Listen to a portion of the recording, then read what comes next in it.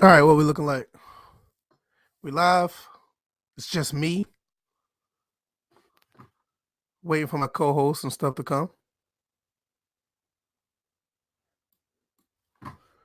Got my two I know one said it was gonna be late, and the other one said that he was gonna be here. I don't see him yet, but nevertheless, oh, there he is. All right.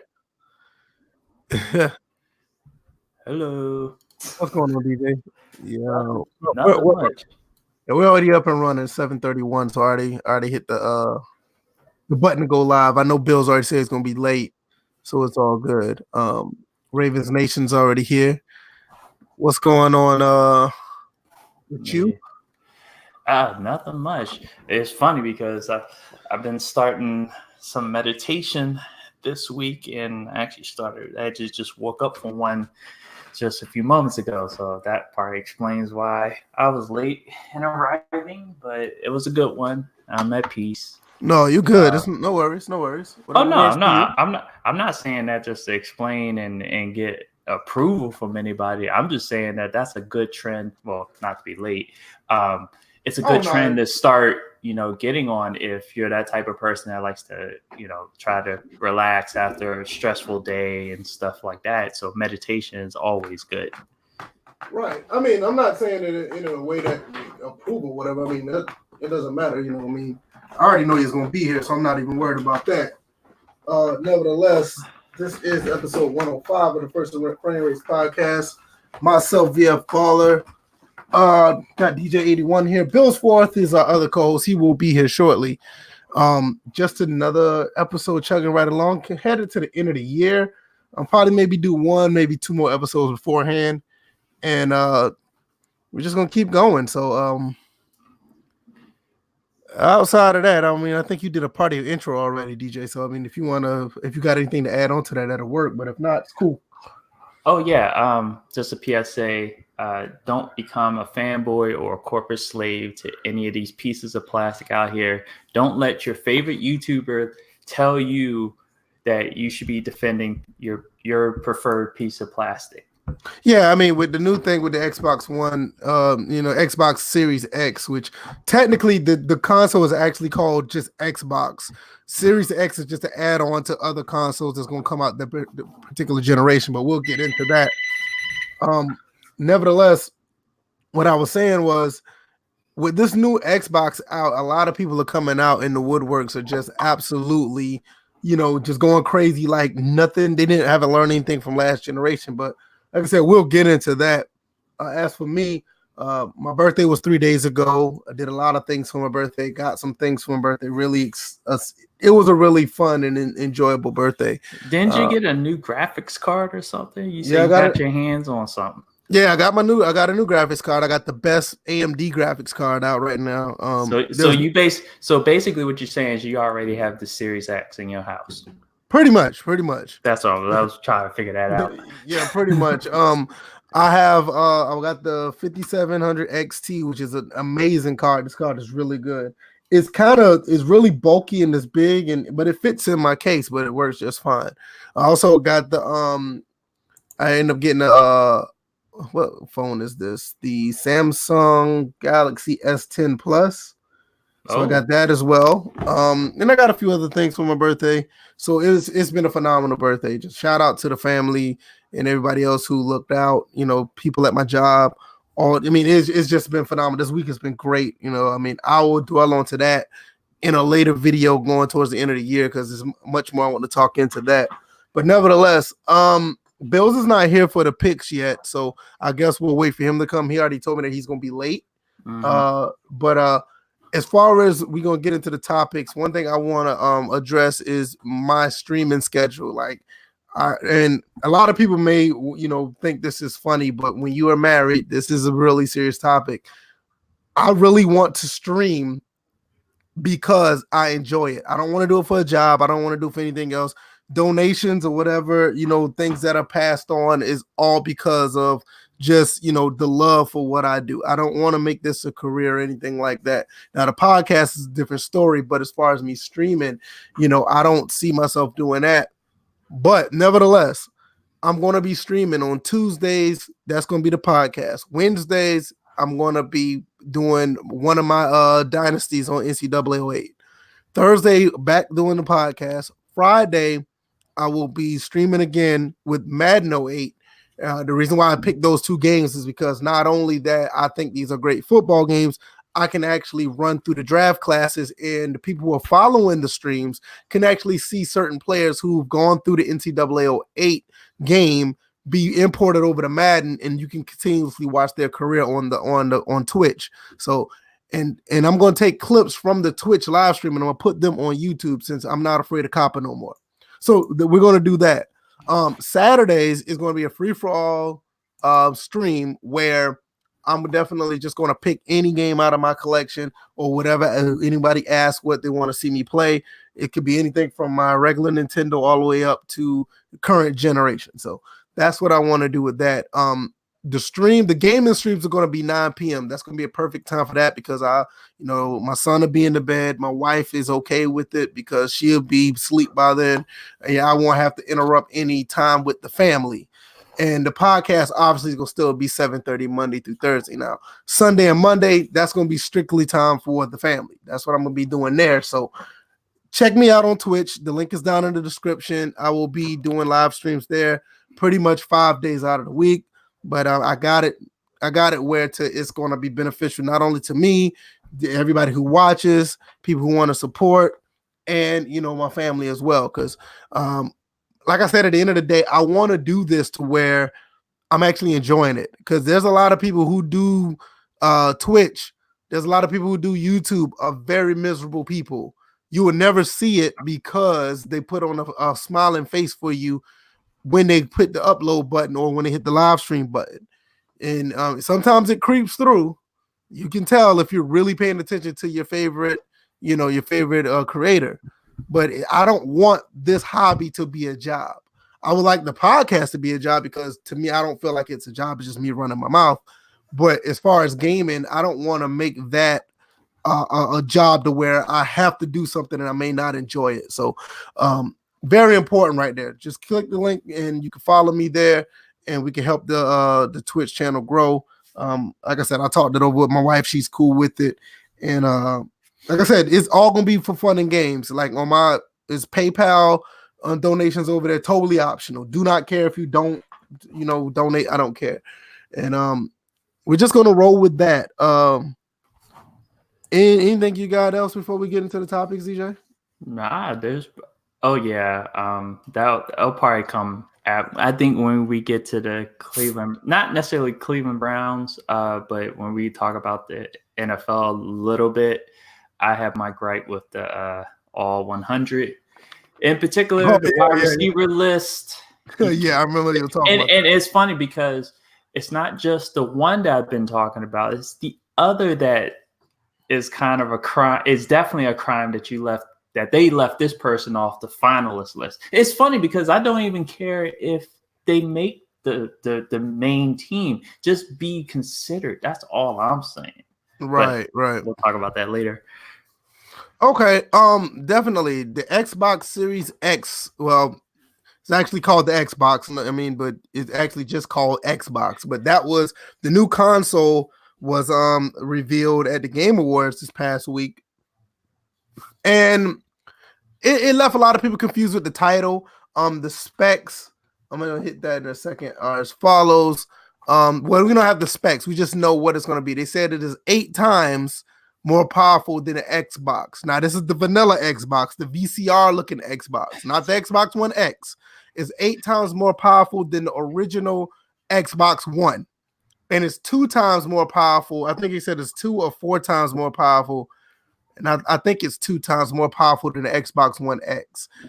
It is touting that it will be able to push games at 4K 60, other games at one, and it can move up to 120 frames per second, and it can do some. I'm not going to say games, but it's capable of doing content up to 8K. I was kind of optimistic about how the actual console looks, because the console looks kind of weird. It looks like a small PC tower. But upon further, review and looking at it, it was more it's just a little, it's like a box. It's basically like a rectangle box, and it looks pretty cool, but I don't know where. I think I got an idea where I'll put it in my game setup, but for some people, it's just going to stick out like a sore thumb. And not only with the exclusive that they're going to get, look like it's going to be a solid release, bearing any other craziness that they may try to pull off, like with Xbox One. DJ, when you got the information about this console, what did you think? I see all the technical specs that are associated with this Xbox console or series of consoles is not going to really mean anything until we see what games they're going to be able to push out for them, just like it was for Xbox One X and Xbox. I'm like, you didn't have the games, so you didn't have the software to really show off that power. Well, technically, it was Xbox One X that you could show off the power, because Xbox One crapped the bed. So we definitely, I'm not really focused on the technical aspects until I start hearing about these games that are coming out. So I really don't have any other thoughts other than kick out the games and let the games decide who winds up winning between Xbox and PS5. Yeah, and that's the thing, because my thing is, at the end of the day, I just think that it should be about the games. I think I like the look of the console. I think this Xbox is actually going to have some type of uniqueness to it. I think I talked about this in another episode before, where consoles actually had a uniqueness, some type of identity to it. So when you look at the console, it feels like it's its own, it's its own thing outside of the PS4 and the PS4 Pro and the the Xbox One and all those. They honestly look like boxes, like basic boxes. Like the way that this Xbox One X looks, it looks like it's going to have a uniqueness to it, which I think that is cool. But at the end of the day, I don't really technically care how they look, as long as it does play the games. Now, I'm not going to say I don't care to an extent, because I do like how they look like when I have them in my setup. But as far as like, oh, it needs to look like this or else, I don't care about that. But my main thing is, like you said, the games. Like, what games is going to be memorable when these consoles come? Like when the last, I'm not even gonna say The Last of Us. Like when you had like the first party or the exclusive games that came out for the PS4. Like some games that was like really memorable. Like nobody really talks about like Killzone Shadowfall. I mean, a lot of people just kind of left that game up, but for me, that game was a memorable launch title. Like when I think about the PS4, I think back on a game like that, or like Rise, Son of Rome. People, we get all caught, and I know you're going to talk about this. We get all caught up in the console wars situation. You don't really think about what was really memorable to you personally. Like you have a lot of gamers that's constantly trying to go back at somebody who likes a PS4 or somebody who likes the Xbox. You don't really hear about gamers that actually like, hey man, you know what?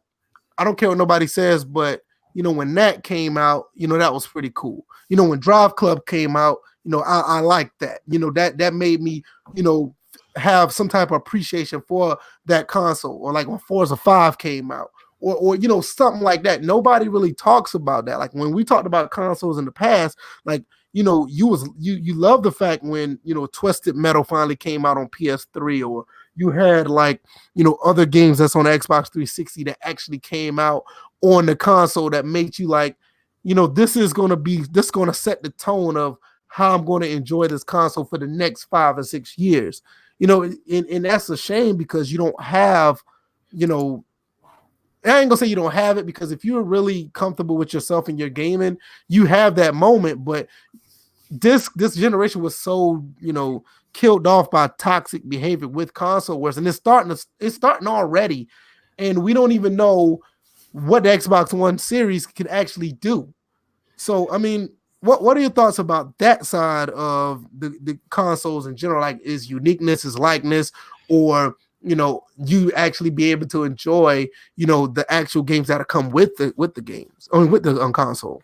Well, the fact that it's shaped like a computer, the desktop tower, I'm sure folks on the Microsoft side are going to be labeling this thing the Tower of Power. That would be one creative, and that's a free one. I'm giving you Xbox heads. That's one you can literally say is called the Tower of Power for this. And then another one, it's been called Sex Box, but Family Guy kind of beat y'all to that years ago. So I like the Tower of Power one. The Sex Boxes, to me, I think we talked about this earlier. I think it's more console fanboy stuff. Whatever. Well, no, if you think about it, Series X, you can just take the. I get it. Yeah, I was about to say, because I'm not disputing it, but yeah, because they were saying that was just like sex, really. I got a question in the chat already. Ravens Nation asked the cost. What do you think the cost of this console is going to be? Too much. I think it's going to be.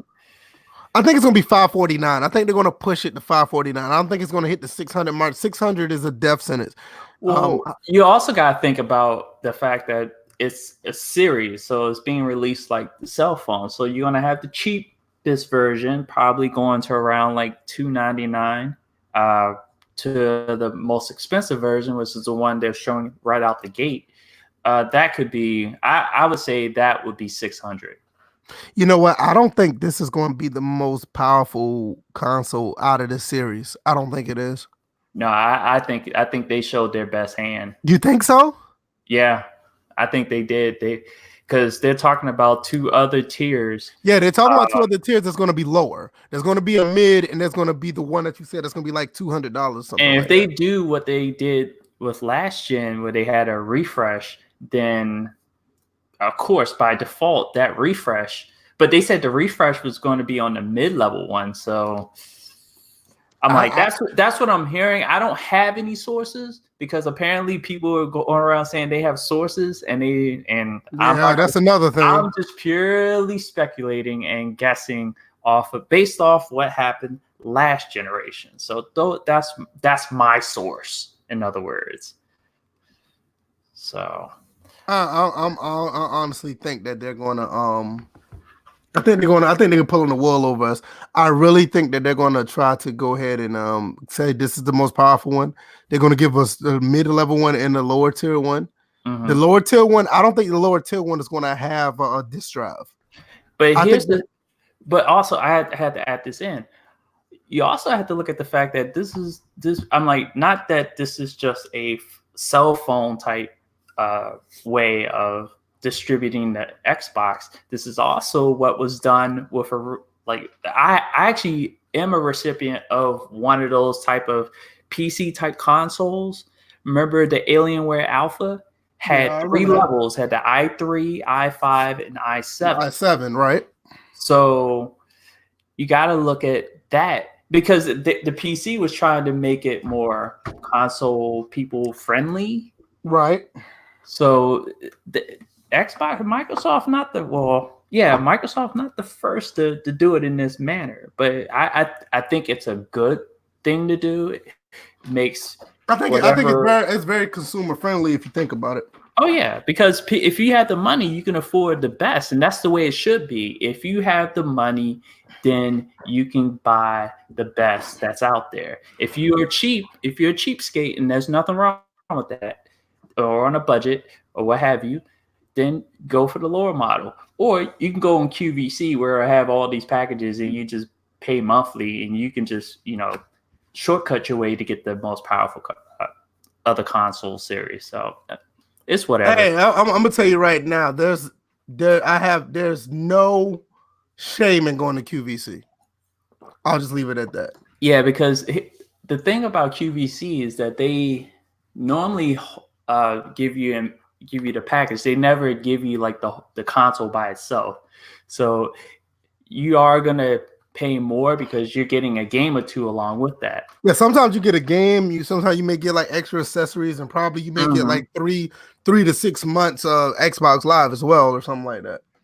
But basically, because if everyone's familiar with QVC, you basically order, you pay it initially, they send you the console, and then you pay what it can be up to. I think like anywhere between 4 and 6 payments. Yeah, and that comes in handy. Because I mean, you're not really getting hassled or getting swindled, because you're paying for what you get. You may pay like a little extra just for getting it early, but it's not like a renter center type thing where you like buying something and the damn rental costs and fees are like almost 80% or something like that. Right. If anything, like if you buy the whole bundle out of the store, you're probably going to end up paying maybe like $700. With QVC, you're getting it early, so you might end up paying like $750. You're still winning. You're just getting it early if you don't have the money at the time. But at the end of the day, I think this is good. It's a good start. I don't think it's anything, nefarious as far as, if you're a gamer, this is something to be happy about. It's always good to have good tech. New tech is always good to have more options, possibly something new to actually play with. Just waiting to see what the PlayStation is going to do now. You want to address this thing? Man, what was that? You cut out. Is there anything you wanted to address with the fanboy be? I kind of did a PSA during the intro. It's really, that's all it is, because you do have people that just out here just tripping. It's probably no different than what I said in the last episode. You got people out here just tripping over nothing. You got developers owning podcast members and doing it on a and I don't know. It's just, where did we get to the point where a piece of plastic owns your soul? Where did we get to that point as gamers where if Microsoft is the console you choose, you got to rep it like it's your set in a gang? It is not that serious. Y'all need to stop. Especially, look, I'm 39 years old, about to turn 40 in March of next year. I could care less. I've bought and have owned a whole bunch of consoles throughout multiple generations. I even stated from the beginning of this generation that I was only going to own one console, and it wasn't based on which one I liked. I was based on which one performed the best as far as reliability. I did a video back, early 2013 or something like that. Right. That I had decided to get the Sony PS4 because the 360 killed me with the red rings of death. Yeah, tell me about it. I had 3 of them. And then when I look at this generation and how Xbox kind of goofed at the beginning, but they started making up for it towards the middle. So right now, if I'm looking at it, everything's even for me again.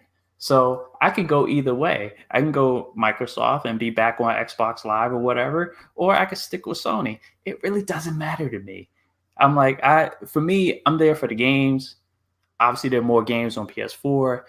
Now there are more games on PS Now, which you can play remotely through PC, because they just announced that Horizon Zero Dawn is on PS in Now, which technically you can play on PC, but not natively. So yeah, I'm. It's just like Dave Chappelle said. It was just like, look, I've done commercials for Pepsi and Coke. It's just whoever pays me more. Right. Jeez. I mean, I think you cut out again. 2 consoles. Can you hear me now? Hello? Yeah, I can hear you. Yeah, can you hear me? Yeah, I can hear you. I just want to make sure my mic is good, because it seems like everything's on the up and up. Okay. So what I was saying is, at the end of the day, it's like, whatever if you can't afford, both consoles, get the one that you like and just enjoy it. And I don't see what's the big deal about you going after somebody else who has the opposite console. I just don't understand it. But whatever. I just don't see the point of folks sticking their neck out for these companies don't care about you. They don't pay you. Hey, the only thing they want, exactly as it says, a corporate slave. That's the only exactly thing they who want you is are. money. That's all they want is money. They don't care about, like, if you want to be a big fanboy for these companies or whatever, do a test. Find out what happens when you don't pay that subscription, and see how much they care about you. I look at it like this: they're more likely. These people are more likely to stick up for a piece of plastic than their own family members and husbands and wives and whatever in the real. And that's actually truly sad at the end. Yeah, when you start to think about it, that may be the case, but I don't know, man. Still waiting for Bills. I don't know if Bill's gonna be here anytime soon, but it doesn't matter. The show still goes on. So let's talk about these Lakers, man. Lakers looking good, but I'm looking at this team. I'm looking at what's going on. I'm looking at stats, and is it fair to say? What's going on, Problem? He's over here on Twitch. I appreciate it. You coming through on Twitch to talk to us. Is it safe to say that Anthony Davis might be leading this team and LeBron is taking the back seat? I saw this coming. He wanted to give him 23 in the first place, but they couldn't exchange their jersey numbers due to the licensing of the jerseys already, stuff like that. Yeah, this was going to happen. So I'm not shocked that AD, because at the end of the day, LeBron's probably got like 2 or 3 more years left in the league, if that he's willing to play. It's not that he can't play longer. It's this, he's willing to play. I think LeBron wants to stay in the league up until his son gets in there, or if his son happens to get into the league, at least, because I've never seen a father and son combo play in the league at the same time. I've seen it in baseball with Ken Griffey Sr. and Jr. Right. But at the same time, yeah, AD is the man on that team. I'm trying to pull up the stats, and I want to see what we really have here. I'm like, to tell you the truth, you really don't need stats to figure this out. It's just, to me, LeBron's on a team that he's on his way down, and he's looking to pass that torch to somebody on the way up. And even though that person, even though he's on the way down, I mean, he's actually still putting up, pretty good numbers. No. I ain't talking about stats wise, him on the way down. I am speaking purely from the length of time he has played in this league, he's on his downside of it. I'm not talking stats. I'm talking about like his willingness to play anymore. The fact that AD is leading that team and LeBron it's like 1A and 1B, and LeBron's being 1B, but on a given night, he'll definitely be 1A. Right. But he's mentoring AD to be 1. There'll be no 1B, whatever. He's mentoring AD to be that number 1 guy, because, like I said, it's just at some point, LeBron's going to be like, you know what? I'm done. Yeah, because right now he's averaging 26, 10, and 7. You see what I mean? LeBron's still putting up numbers, but AD is actually leading the team in points per game. Pretty much about the same in minutes. It just looks like, I've watched a few games. It does look like the team goes through AD at the end of the day, but nevertheless, it does seem like he is taking a back seat. And just he's letting the team go through him. To me, I don't think it's a bad thing at all. I was just wondering, because LeBron's always been like the alpha, and I thought it was actually But you know what? It goes along with LeBron being the facilitator. He's probably the best ever facilitator that's ever stepped on the court. So you look at that, and you have AD, who needs somebody to give him the ball. Yeah. To me, it's just, and AD being the gifted player that he is, it's just natural that LeBron's going to mentor this kid to be And I'm not saying kid. I'm like, they're all kids to me. Well, I think LeBron's like, he's definitely closer to age to me than AD, but AD's still in his like early 20s. So he's AD is 26. Yeah, he's still a kid, just like I would call Bill's a kid right about now. But yeah, he's gonna mentor him for those 2 or 3 years, maybe more. All right. They may get one championship out the deal. Out the deal, and then it's gonna be AD's team outright. Okay. I just thought it was interesting because it's like once Anthony Davis got there, I thought it was going to be more of them playing together, but it just seems like LeBron is even though he's putting up his numbers like I ain't gonna say normally do, because it is slightly a step down that he normally does, because he's usually like doing 27 or 29, but it's pretty much the same. But it seemed like he is really, taking, a back and letting Anthony Davis do his thing. Then you got other big men like Dwight Howard still there. It looks like they're on their way to be doing some pretty good things. Their record shows that they're doing pretty good right now. I think they're playing right now. I think they're up right now today in the game that they're playing. So it's to me, I just thought it was pretty interesting to talk about that. I thought, it is something to be, because nobody really talks about it. Everybody just talks about what's actually going on the court, but I think there's some type of transformation to where he's somewhat, slightly passing that torch. Not even say it's Lakers. I don't think neither one of them they've been there long enough to be a Laker great, but you can see as far as the team goes, you can see where he's giving. It's kind of like that Dwayne Wade, LeBron James type That's situation. What I was about to refer to. Right. It has that feel to it. Do you think this year they can pull out a championship this year or next year? What you think? They look like they're going to run away with it.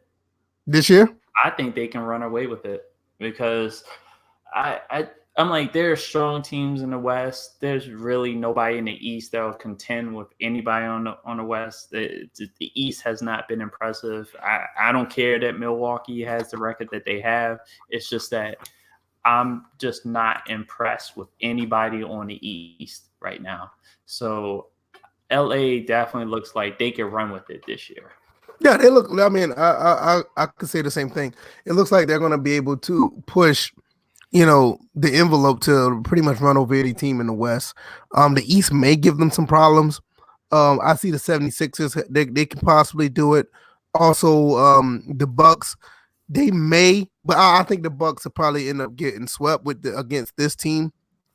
But you never know. That's what I see right now. But like I said about when we talked about the NBA last week, it's still too early to actually say what can actually happen. But as of right now, it looks like it's gonna be, the NBA, the Lakers look like they're doing what they're supposed to do. Right now, they're 24-3, and they're doing a damn good job of playing some ball overall from what I see. Right. But there's no I don't think there's no shame in at this point of LeBron James' career. He's 35. To him to start to take a back seat at what he wants to do. I don't see anything wrong with it. You're going to have some LeBron James fans that's just going to want to say that he should dominate throughout his entire career, which is fine. I mean, if you're a fan, but let's be realistic. If he has the opportunity to let younger guys play that role and still be successful, why not? It's almost asking like a veteran quarterback that may still have it. You want him to still sling the ball when he got a young stud behind him that can run the ball. I mean, why would you do that? To me, I feel it's the same thing. So I'm okay with how it's going. I mean, I'm not a Lakers fan by any means. I'm a Bulls fan, but just to see how, Anthony Davis came over to the Lakers, and I don't know how well the team gels. I've only watched a few games, but from what I see, it seems like they're actually, in prime position to possibly keep this Laker thing going to where it could be like the Lakers of old, where they can be in contention for the next, 10 years. But I don't know. JB came in with a question from the YouTube side. He said, Well, not a question, but it's a comment. He said Kawhi owns LeBron, but I don't think the Clippers have the answer for AD. I totally agree with that. Kawhi Leonard's like probably like the only person in the NBA that I've seen to not necessarily, shut down LeBron, but he gives LeBron fits enough to where LeBron has trouble winning games. Mm-hmm. So I mean, we've seen that a couple of times, in the past. So that's actually a good point by JB. Doug Thomas is a Lakers fan. He put that in the chat. Yeah, go Lakers.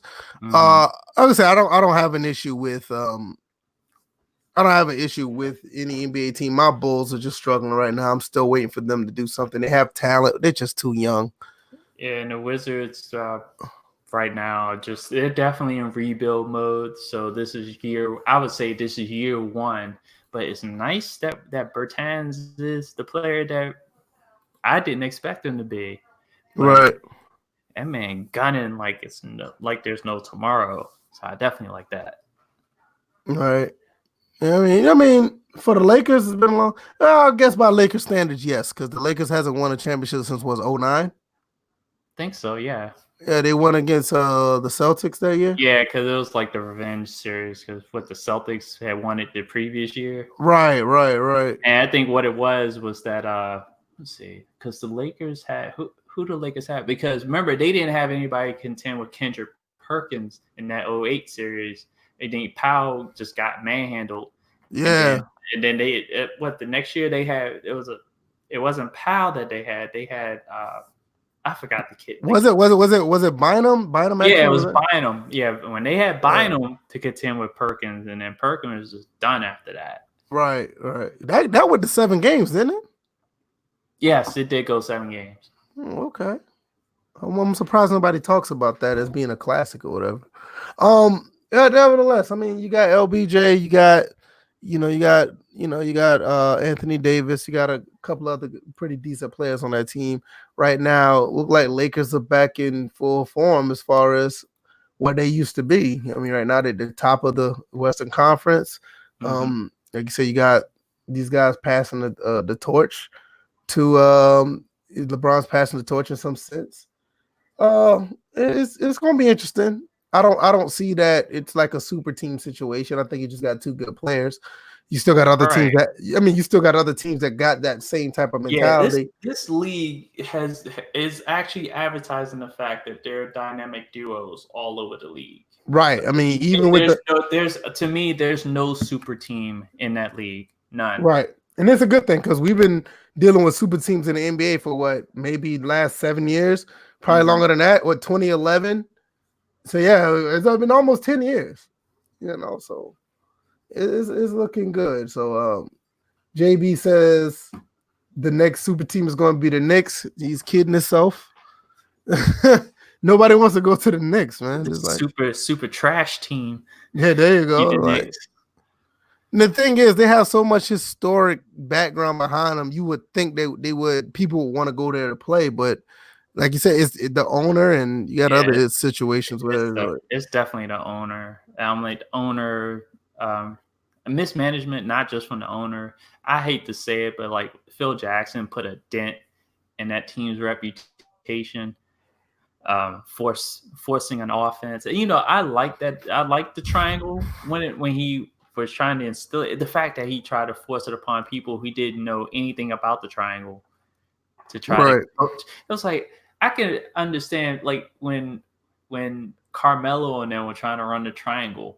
And it's funny because watching how the triangle, like when I played 2K, when the triangle was prominent in that game, like you could clearly see that the Knicks were trying to run a triangle. And even in the video game, the triangle would hit a stall when Melo got the ball, because it was just like no one knew what to do. And to have coaches there that didn't play in the triangle, and 2, didn't know any basic concepts of the triangle, to try to get them to coach players like, we're going to run the triangle, run sideline 6. What the fuck is sideline 6? I don't know. Phil just wants me to run it. Right. So, exactly. It's a blind leading the blind. Right, pretty much. So I mean, I don't know. It's just gonna be interesting to see how the rest of the season plays out. Not just with the Lakers, but all the other teams. Because like you said, this dynamic duo thing is actually running pretty well. Where all the other teams have good records and they're actually looking good as well. So it's not just the Lakers. It's just that you want to highlight these two guys who are just one. At the end of the day, as far as his dominance over the league is actually looking like it's somewhat diminished because he's letting another guy actually take over certain games, actually take over the team. And it's actually a good thing to see, regardless how you feel about LeBron. JB also says that Cat, D'Lo, and Booker will be Knicks. I'm gonna be honest, I don't see Booker leaving the Suns, but I mean, we'll see. But like I said, I don't think nobody wants to go there. Even if Cat, D'Lo, and Booker go there, is that actually a super team? That's the real question. I wonder if they'd be a team. Let alone super team, right? Right. They gotta be a team first before they can jump. I have not really seen a team go from basically nothing to super team overnight, or maybe not even. I wouldn't even say the Heat were like that. So, yeah. I mean, I think this whole super team thing has just been blown somewhat out of proportion because of you just had superstar players just gel together outside of them actually doing something. They just automatically say, "Hey, they're a super team." So, I mean, it's. Well, if you think about it, the CBA is player friendly, so a lot of them get together. It was like, look, sign a 3-year deal, I'll sign a 3-year deal, and then we would have played up to the point where we, in about 3 years, you're going to renegotiate, or we can play together. If they're already stuck in contracts but on different teams, like, look, we got the team waiting for us in South Beach. Right.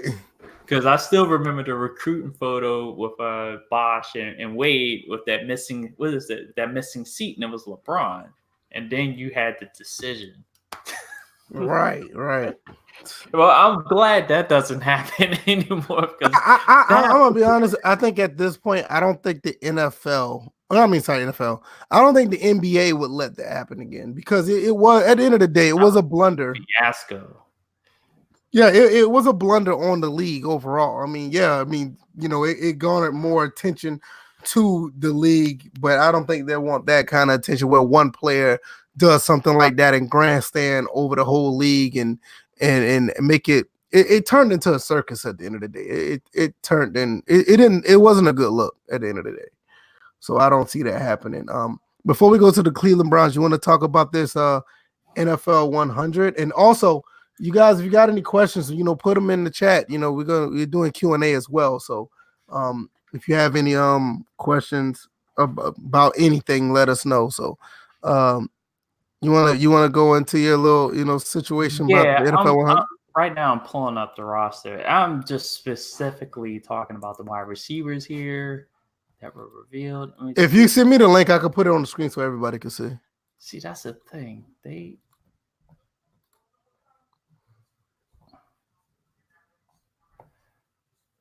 Well, thank God Darryl Green is on there, but So what we got? For some reason I can't find it right away. Let me go back out. If you can find a link. Well, basically, okay, my thing is. Go ahead and keep talking. I'll look for it. Yeah. My thing is, I feel like if you are going to include, and this is specifically for the wide receivers, if you're going to include the list, if you're going to include Steve Largent on this list of, 24 finalists, they're going to pick 10 out of this group. But out of 24 people, you mean to tell me that Steve Largent made this list, but not Art Monk or Tim Brown? Now, I'm not mad that Steve Largent made the list. He previously owned the receptions record, the individual season reception record, which was broken by Art Monk, then was broken by Jerry Rice, and has been broken ever since. I think the current holder is who's the current holder? Oh, it's Marvin Harrison. Yeah, Marvin Harrison. Yeah, Marvin Harrison. And I think Marvin Harrison was on that list. So yeah, I can't find. I'm looking for it. Is it the finals reveal for the all-time team? Yeah, it's Okay, I for the got it. all-time team, but they just revealed the 24 finalists. Okay, yeah, I got it right here. Okay. It's kind of weird how it looks. I wanted they give you a whole little it gives you a whole paragraph for each player, and I don't want to use that. I mean, I got it. I got the 24, but each 24 has a paragraph of why they were picked. I don't the funny thing about the NFL.com site, when they do the 100, they have it so weird. It doesn't like, they do have it to where you can look at the roster, but you literally have to find. I got it. Don't worry about it. I got it to work. I'll pull it up and we'll just go from there. So there it is right there. Okay, let me look at it. Oh, that's okay. See what I mean? They give you all the other information behind it. See, they got Lance Allworth, Raymond Berry. Yeah, let's scroll through these. Yeah, they got Chris Carter, Tom Fears, Fitzgerald, Marvin Harrison, Bobby Hayes, Elroy Hershitz. Hirsch. It's just Hirsch. Yeah, you know, that's what I meant to say. Don Hudson, Michael Irvin, Calvin Johnson, Charlie Jr., Steve Largent, Dante Lavelli, James Lofton, Don Maynard, Randy Moss, Terrell Owens, Steve Fios, Jerry Rice, John Stallworth, Charlie Taylor, and Paul Warfield. Who it's funny because Charlie Taylor is a multi-positional player. He also played.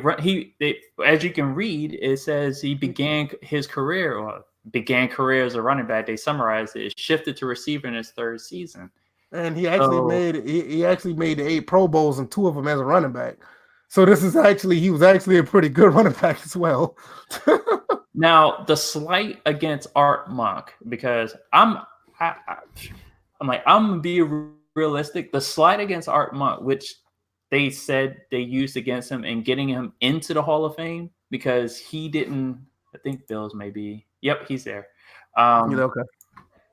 So the slight against Art Monk is that he didn't score a whole lot of touchdowns in his career. He, in the 4 Super Bowls that he appeared in, he was virtually silent. But here's the problem with, looking at touchdowns as your reason for holding a particular player back. Like, stat wise, he did hold the single season reception record until it was broken by Jerry Rice, which I mentioned earlier. Right. He held which was 106 receptions at the time. And in fact, I think he was the first one to break 100 receptions in a season. I think you're right about that. Because Steve Largent had 90, 96, 97 Bills. If you could find that. I'm looking it up right now. I'm looking at the Art Monk one. Okay. But you said what now, DJ? I was talking about the case for Art Monk being on his finalist list, because I mentioned. What did you want me to look up? What was Steve Largent's career high receptions per season? Per season? Oh, no, not per season, but just for that. I got it. Well, right now, Art Monk is the first player. Okay, here we go. Art Monk was the first player to record a touchdown reception in 15 consecutive seasons. He became he had consecutive seasons with these 35 receptions, which was 15. First player to record over 102 receptions. He was the first player to record over 100 receptions in the Super Bowl era. First player to record back-to-back seasons with 1,200 yards and 90 receptions. Hold on, I got 3 more. First player to reach 820 receptions in a career. First player to surpass 900 career receptions and finish with 940. First player to record at least 1 reception in 180 consecutive. Why he's not one of the top 100?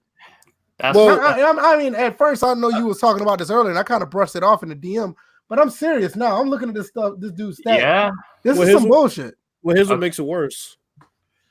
Is Steve Largent's high in receiving, as far as receptions is concerned, was 79 for a season. But here's what gets me is the fact that there were seasons he started 14 games, which was the total number of games on the season. For him, like it's not like he sat on the bench. Like he started 14 games, he had 33 catches. He had, I mean, you're looking at like okay, another season in his prime, he had 34 catches. It's just like I don't know what the hell he's doing on there, especially considering the fact they left off AB, they left off. I can, as of right now, and I'm not trying to take nothing away from AB. Top 100, I think he should be on it, but I'm not mad that he's not. And it's nothing. It's nothing to take away from him. I mean, what AB played with 7 seasons. I'm mad he's not on it, considering the fact Steve Largent is. Well, and I can understand it. I totally agree with that aspect. But when we're talking about a top 100, if Largent, it's more of a standpoint that AB hasn't played long enough. He has the numbers. Don't get me wrong. That's why I say I can understand if he is. But when we talk about the top 100, we're looking at a historic, not just numbers. We're talking about a historic length as well. So I wouldn't be mad either or. That's why I say if AB's not on it, he's played 10 years. Oh, he's played 10. I don't know why I thought he played 7. Yeah, I can understand. Played 10 years. Okay. Why did I thought he played 7? He's had 4 1,500-yard seasons. He's had 6 7,000-yard seasons. 5 seasons with 10 or more touchdowns. So I mean, I think we all can agree Steve Largent has no business on there.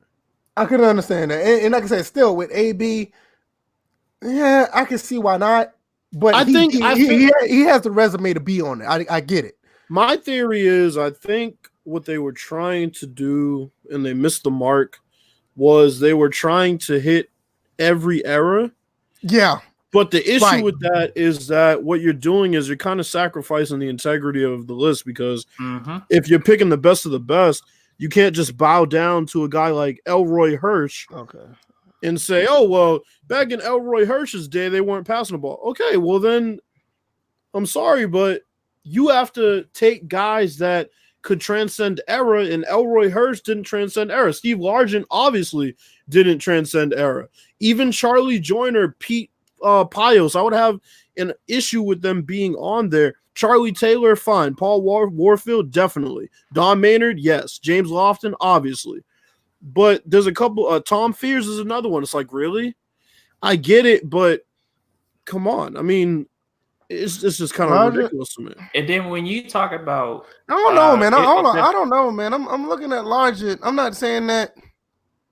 See, I'm not like saying all these guys got a case.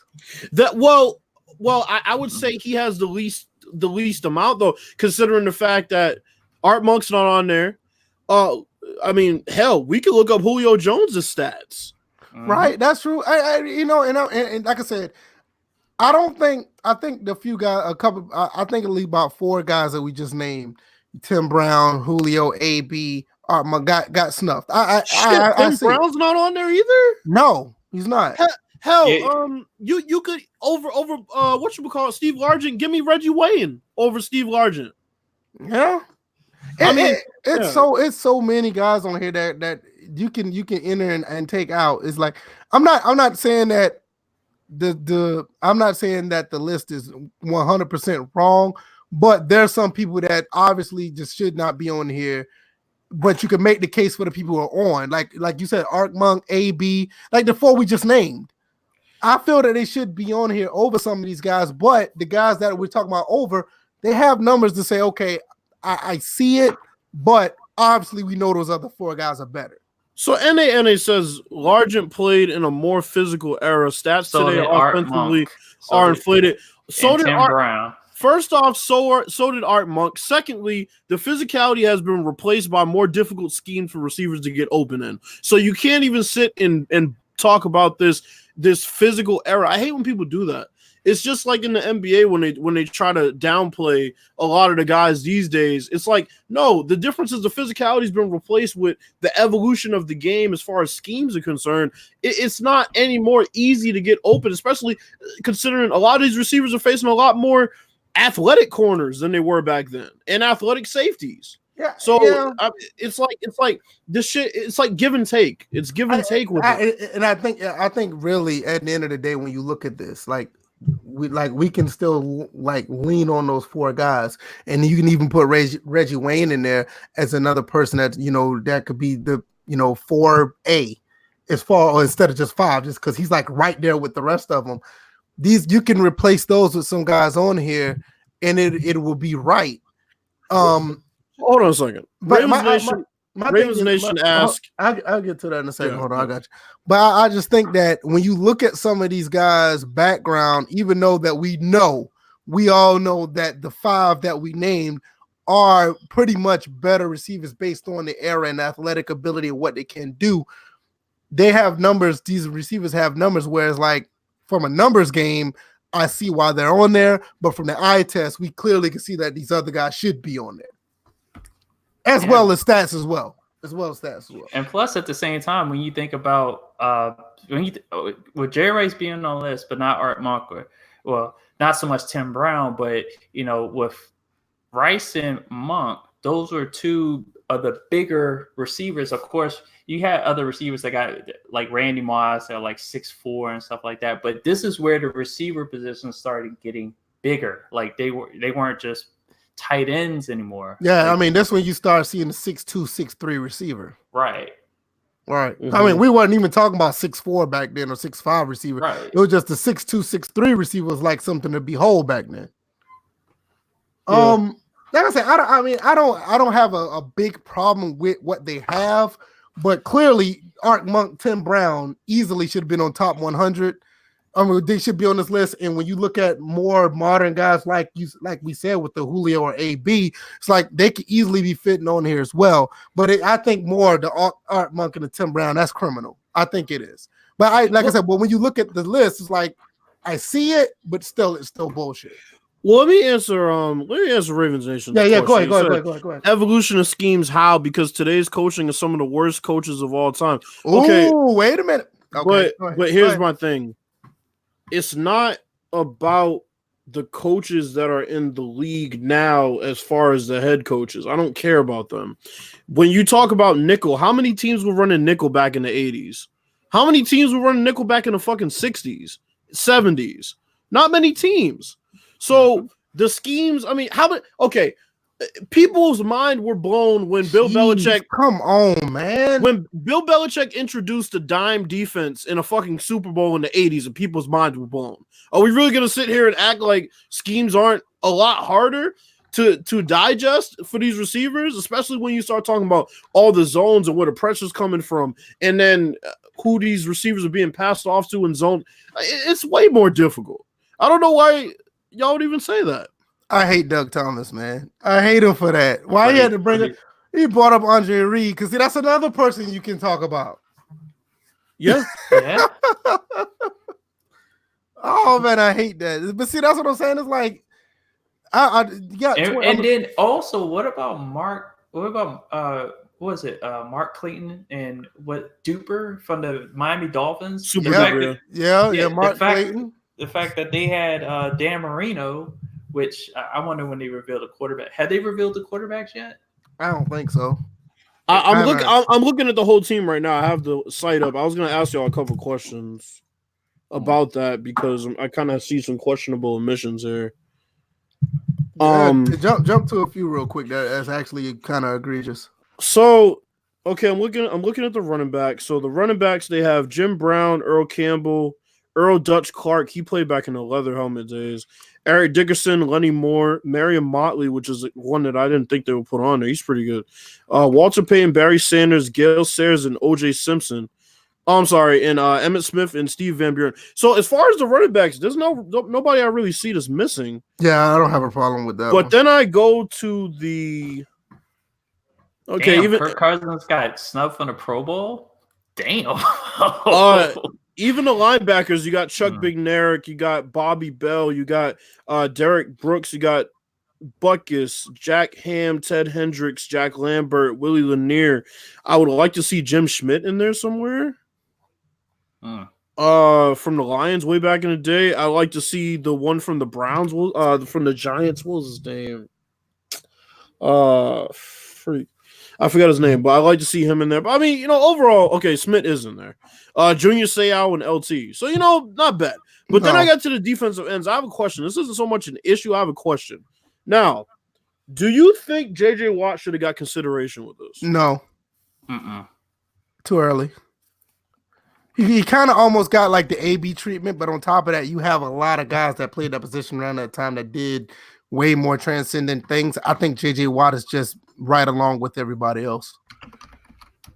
True. I mean, how many seasons has he played?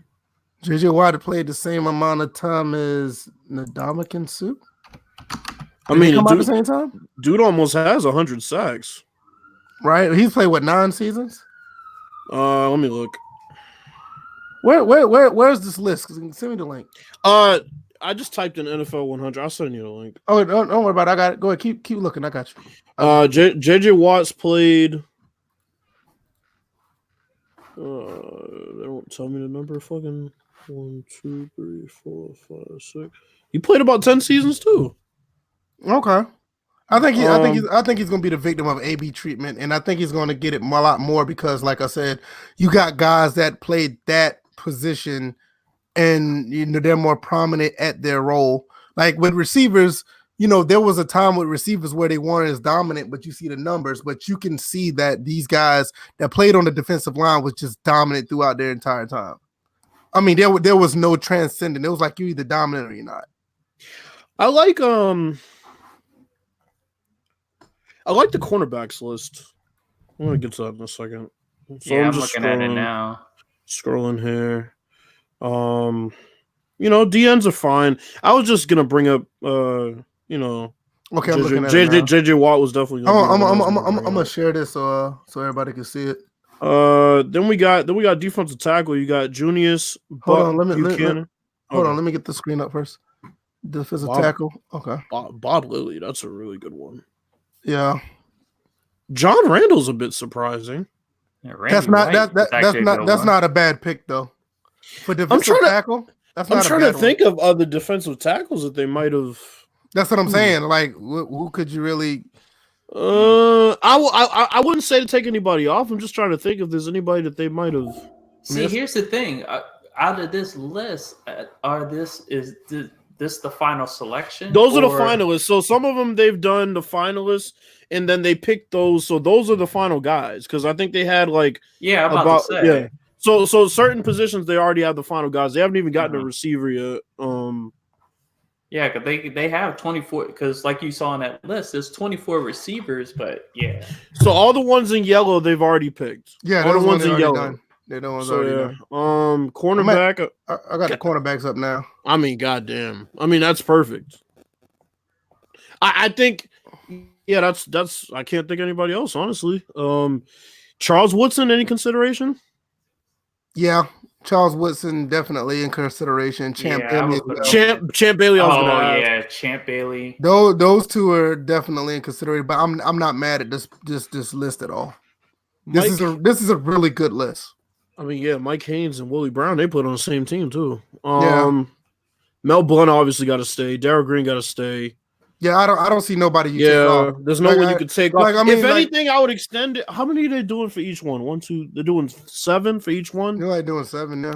But like I said, not really, because the receivers are doing 10. See, I would add Tyler. Yeah, he's a step below. I think. Yeah, I think he's a tier below. I'll say this. I think Revis is a glaring omission. I think Revis is a glaring omission.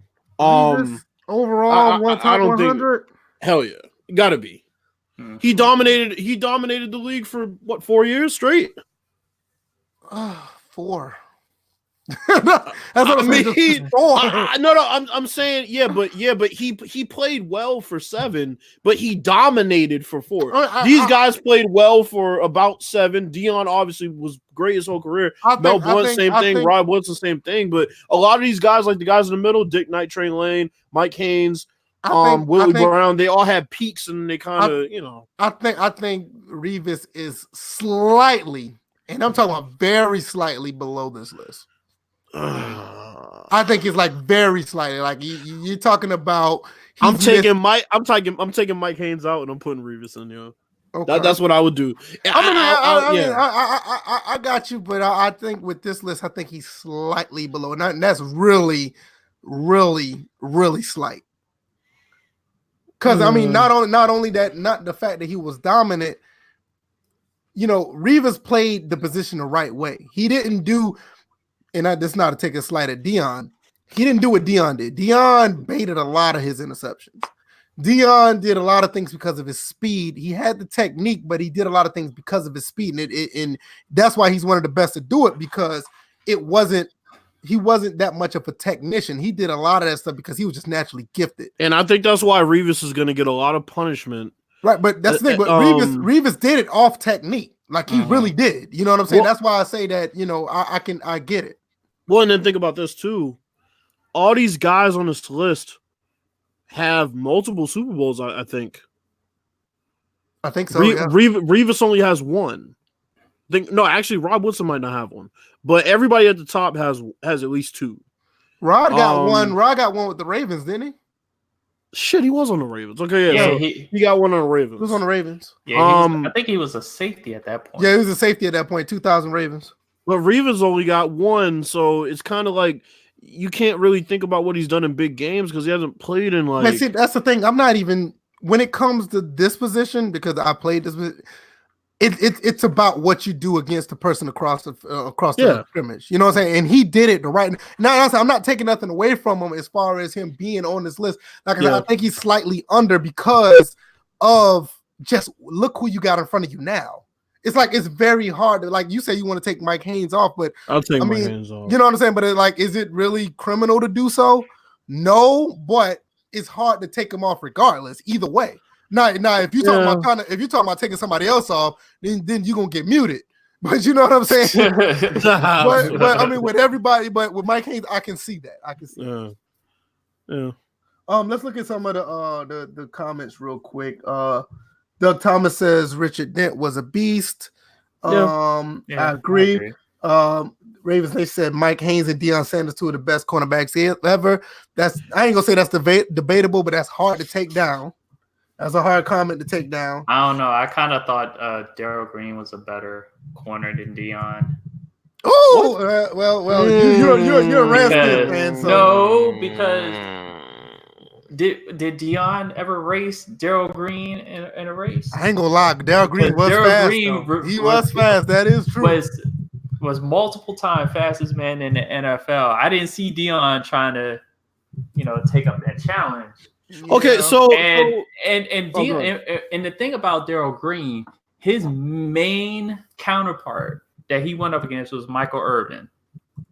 I'm like, there was really nobody in the league. Not that I said that it was kind of like back and forth between him and Michael Irvin, but you're also talking about a guy that ran down Tony Dorsett, ran down Eric Dickerson. He could run down your fastest player on your team because he did. I mean, he had the speed, no doubt. No doubt. But he was also a clutch player. So you had that I think it was the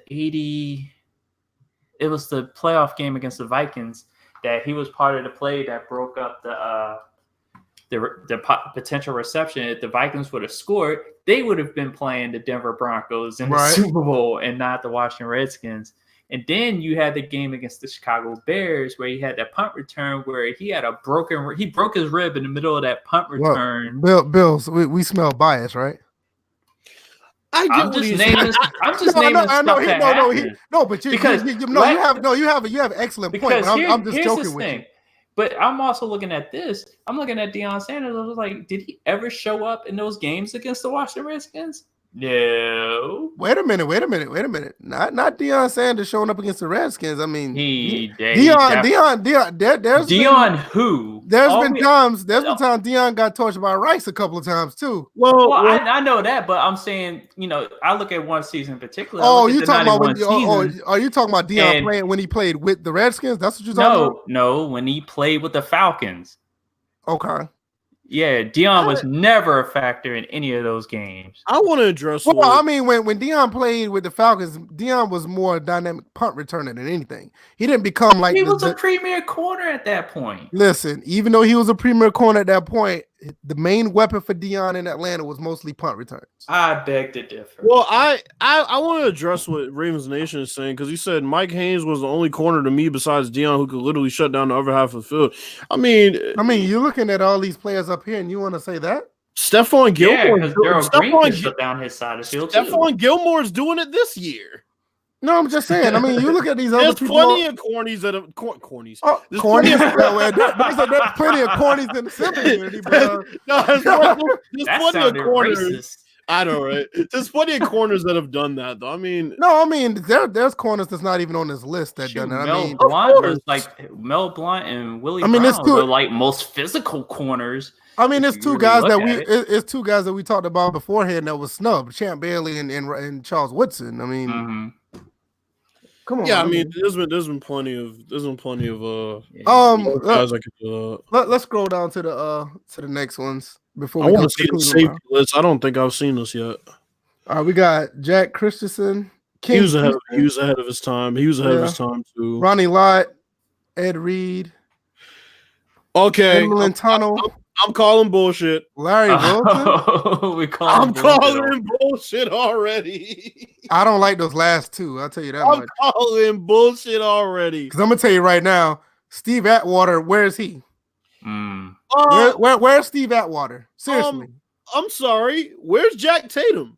Exactly. That's another one. Where's Troy Polamalu? Exactly. Who else are we forgetting? I mean, you can talk about Charles Woodson at safety. You can talk about Rod Woodson at safety. You can, Brian Dawkins. Brian Dawkins, definitely. Brian Dawkins. I can see those other two you were talking about, but I wouldn't put them on this list. But they play damn good at safety. But I wouldn't put them on this. Charles Woodson, yeah, I wouldn't put him on here at safety, but they played the position very well. Well, okay, well.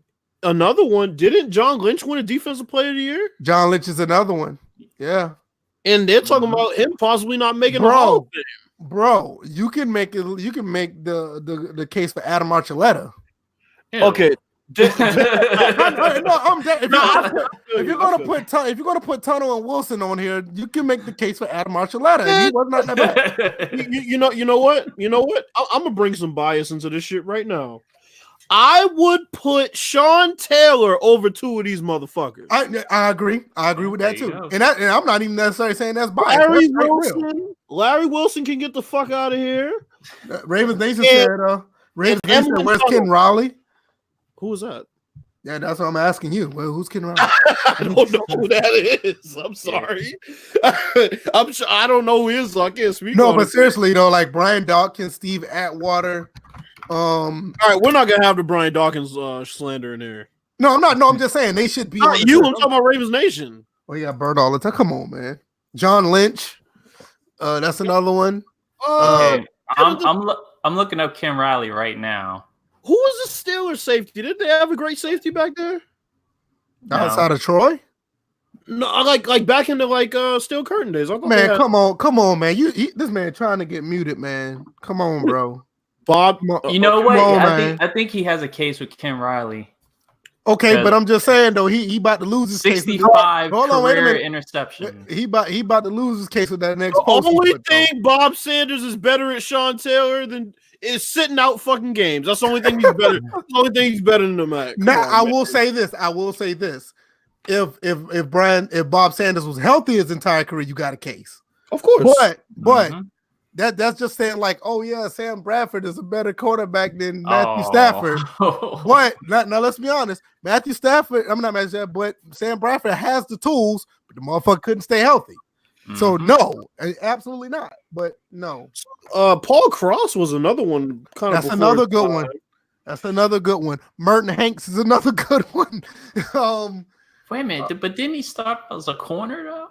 Was Merton Hanks a corner? Yeah, no. Merton Hanks was the corner. Tim McDonald was the safety. That's what I'm about to say. That's what it was. Tim McDonald was the safety. That's right. But no, so what you said about Ken Riley? He had who? What he had? Yeah, he had 65 65 career interceptions. Okay. How many years did he play? He played. I'm looking it up now. Damn. Wow, he played in the Bengals. Yeah, he played 13 seasons. Yeah, 13 seasons. That's actually he played one in the AFL.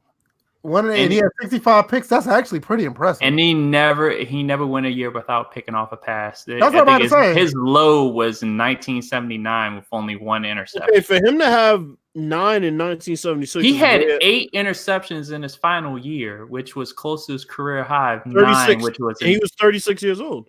Yeah, no, but seriously though, that ratio of 13 seasons and 65 interceptions, that's actually pretty impressive.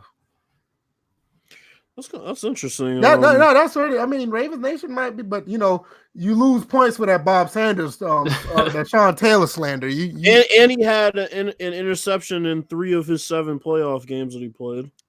That's impressive too. So yeah, you might have a case. Yeah, but I don't know who this Emlyn Tunnel and Larry Wilson. I don't know them like that. But I rest assured that we just named about 5 other safeties that can. I'm still mad that Steve Atwater's not on here. Seriously.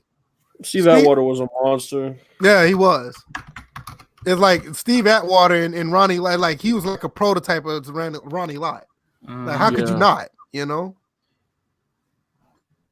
Yeah. I mean, shit. You look at the career Earl Thomas has put together. He got to go over a couple of these motherfuckers. Give Earl Thomas about 4 more years, and then I'll put him up here. Well, then what about Eric Weddle? Eric Weddle 3. I'll say 4 more as well. Hold on. Take that back. How long Eric Weddle been in the league? Eric Weddle been in the league. Yeah, let's back up. Why I keep thinking these guys are young? Earl Thomas no, seriously. Earl Thomas has been in the league for almost 10 years, right? Yeah, and Eric Weddle's been in the league for about the same amount of time, right? 13 years. Okay. Yeah, you can put them on a list with Steve Atwater and all that. Yeah, so I can agree with that. They're a step below. I think Ed Reed's the greatest safety of all time. I think Ronnie Lott's right there. Oh, you think Ed Reed's the greatest of all time? Ronnie or Ed? You gotta look at what he. You gotta look at with Ed Reed, you gotta look at what he did and when he did it. Yeah, when he did it, I think it's the most important part. Probably the most clutch safety you have ever seen in your life. Yeah, that's true because you got Reed. That dude played well in every playoff game, damn near that he's played. Because you got Reed, you got Lott, you got Troy, and fooled Belichick a couple of times too. I said Belichick and Brady. So you got Reed, you got Lott, you got Christensen for the time period. You got Troy, you got Atwater. The greatest though. I mean, it's hard to say no to that. And then throw Tatum in there, which I think is like the most glaring. If you're gonna cover every error, to not put Tatum in there is like egregious. Yeah, I mean, it's not saying that you're wrong. It's just I feel you. Yeah, no, I can't disagree. I mean, but when you look at all these other safeties, you talking about some great safeties. But Ed Reed, you might be right. And the thing is, I never thought about it until you said something. Oh wait, that linebacker list was Urlacher on there? Let's go back and see. All right, we got Chuck Bednar, Bobby Bell, Derek Brooks, Dick in the Butt Kiss. Wow, really? I don't see Urlacher. I don't see Urlacher on here. No Urlacher Jr., Lawrence Taylor, Jack Lambert, Jack Ham. Well, both Jacks. Yeah. Ted Hendricks. Ray Lewis. I don't have a problem with this list, but you do have some snubs. So the linebacker I was talking about was Sam Huff. Okay. He played back in the day. He played for the Giants. He was an absolute monster. As far as safeties, Tadal came up with a very good one. Let's go back to safeties real quick. He said, "What about Darren Woodson?" That's not a bad one. I saw him, but I don't know. I think Darren didn't. I don't think he had the long. He had those few good years in Dallas. And Raiders Nation, we're really gonna do this with Urlacher right now. Man, don't do Urlacher like that. We're really gonna do this with Urlacher right now. Urlacher and Derek Thomas. Bro, Urlacher and Derek Thomas got snubbed. Please don't do this. Derek Thomas had 7 sacks in a game or something like that.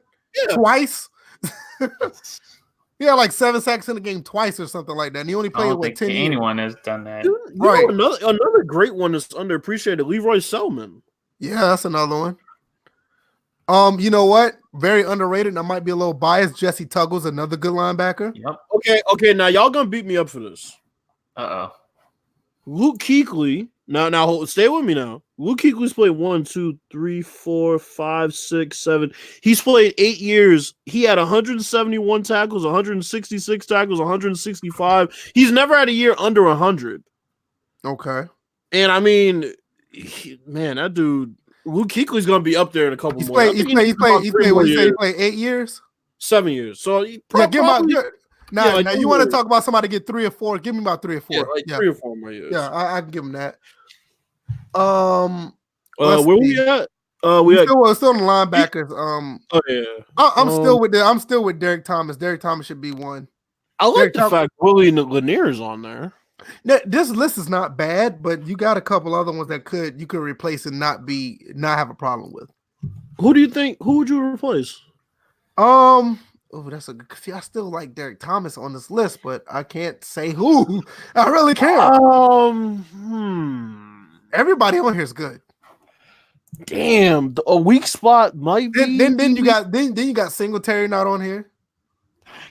I would say Ted Hendricks, perhaps. If you think about the linebacker, not the linebacking core, but if you think about the total Raiders defense, Ted Hendricks was good. He was really good, but yeah. If you take him out and put Urlacher in, is it really going to cause like a stir? Like Urlacher, like I said, who else? I said Derek Thomas, Singletary. Yeah. Honorable mention is a tier below is Jesse Tuggle. I don't think Jesse Tuggle will be one of the greats, but Jesse Tuggle was a damn good linebacker. He was really good. He was really good. I mean, Willie Lanier got to stay. Lambert got to stay. I don't see nobody you really could pull, but like I said, those 3 guys named. Maybe Ted Hendricks. Yeah, maybe. Yeah, everybody else on here is like they were really good. Yeah. Where are we at now? And any push for Zach Thomas? Let me pull him up a little bit. I don't have a problem with him being mentioned, but to be replacing somebody, I don't think he can replace anybody. I think he's right there on the level with Jesse Tuggle. Yeah. I think he's on the level with Jesse Tuggle, where you can see him, possibly, being there. Wait. Patrick Willis. How about him? He retired too early. He has the talent. He just retired too early. How many years he played? 7? I think he played like 6 or 7 or something like that. He had. Don't get me wrong. Now he had all the tools to be one of the greats. He just left too early. Oh, good. It was kind of funny how they got Calvin Johnson on the wide receiver one because he was a monster. He was a monster, but he only played 9. That's exactly what I was going to ask. Because if you're going to put Calvin Johnson on there, how do you not put Julio Jones on there? There you go. AB as well. You're right. That's when it gets kind of That's when it gets real iffy. But like I said, with Patrick Willis, I mean, definitely he has the tools. He just left a little bit too early. Bobby Wagner in a couple years. Yeah, he could be one. Like you said, Kuechly could be one. Deion Jones is way too early, but he has the tools. Deion definitely has. Yeah, he has all the tools, but he's only like in his 3rd year. He's like 3rd or 4th year, so he's way too young. Ken Norton Jr. Okay, all right. You know what? I will say this. I will say this. Ken Norton is right there with the Tuggles and. No, he's not. You don't think so? Come on, no. Now I will say this. Now back then, I will say this. I have a bias because back then I was a 49ers fan. No, I was converting from a 49ers fan to be a Falcons fan because my first team that I ever liked was the 49ers. Ken Norton Jr. thought he was fucking Charles Haley trying to jump back and forth between. And that's another guy, Charles Haley. Charles Haley, doesn't he still lead defensive end? Doesn't he still lead the all-time in playoff sacks? Yeah, something like that. Yeah, I think so. Oh, that's been standing for 30 years now. Right. Yeah, he played well with the Cowboys and 49ers. But Ken Norton Jr. Yeah. What's up with these kickers? What we got? Really? Come on now. No. Dead ass serious, man. Why Morton Anderson is not on this list? Right. Well, Seriously. I mean, those are the two best kickers of all time to me. Stanaroo was a problem, bro. Bills. I feel you. Bills. Come on now. Look, you can't take Stanaroo off. You can't take Vinatieri off. If you're only gonna pick two, I would pick those Man, two. Morton Anderson is the all-time points leader. Come on now. He played a million years. But anyway. Come on, man. Okay, I would put 4, and I would put Morton Anderson. I put Justin Tucker.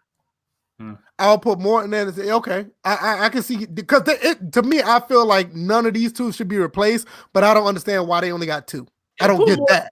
Put Morton Anderson. Put Justin Tucker. You'd be good. Because Morton Anderson was that dude was automatic. No joke. That dude was. What is PS punter? Yeah. Well, Ray Guy is the greatest of all time. So Ray Guy was awesome. Yeah, I agree. Shane Leckler. Both from the same team. I know, right? A lot of Raiders love, yo. I don't have anything with this because I'm not the expert on absolutely not. I'm not. You mean to tell me Reggie Roby couldn't make this list? Who? Exactly. Reggie Roby from the Miami Dolphins. Okay, this is interesting. That's why. As far as I know, he's besides the one the Raiders had a few years ago, he's like the lone black punter. That's what it's about. Is race thing? No, I didn't say it was a race thing. I was just that's what I remember the most about him. But he was a prominent punter back then on the Miami Dolphins. So return. I got you. Return. You got Devin Hester and Billy White Shoes Johnson. This is hard. It's hard to pull these guys. I remember the others that they had finalists. I know originally they had Brian Mitchell, so I know. But okay. And I'm trying to figure out if they had Terry Metcalf in here as well. Is it Terry or Eric? Eric. Yeah, Eric was good too. Yeah. This is one they should have added more to because you had a couple other ones that was good. You can't take Billy White Shoes off. You can't take neither one off. Oh no. You obviously can't take Devin Hester. I mean, come on, he's the greatest of all time. Shit. Can you put Dion in 2 categories? Nope. No, that would disqualify him because it'd be 2 categories. Yeah. Any consideration? Now, I might sound biased, but let's be honest. What about Allen Rossum? He has to be on it, but what about Josh Cribbs? You think too short? That's another one.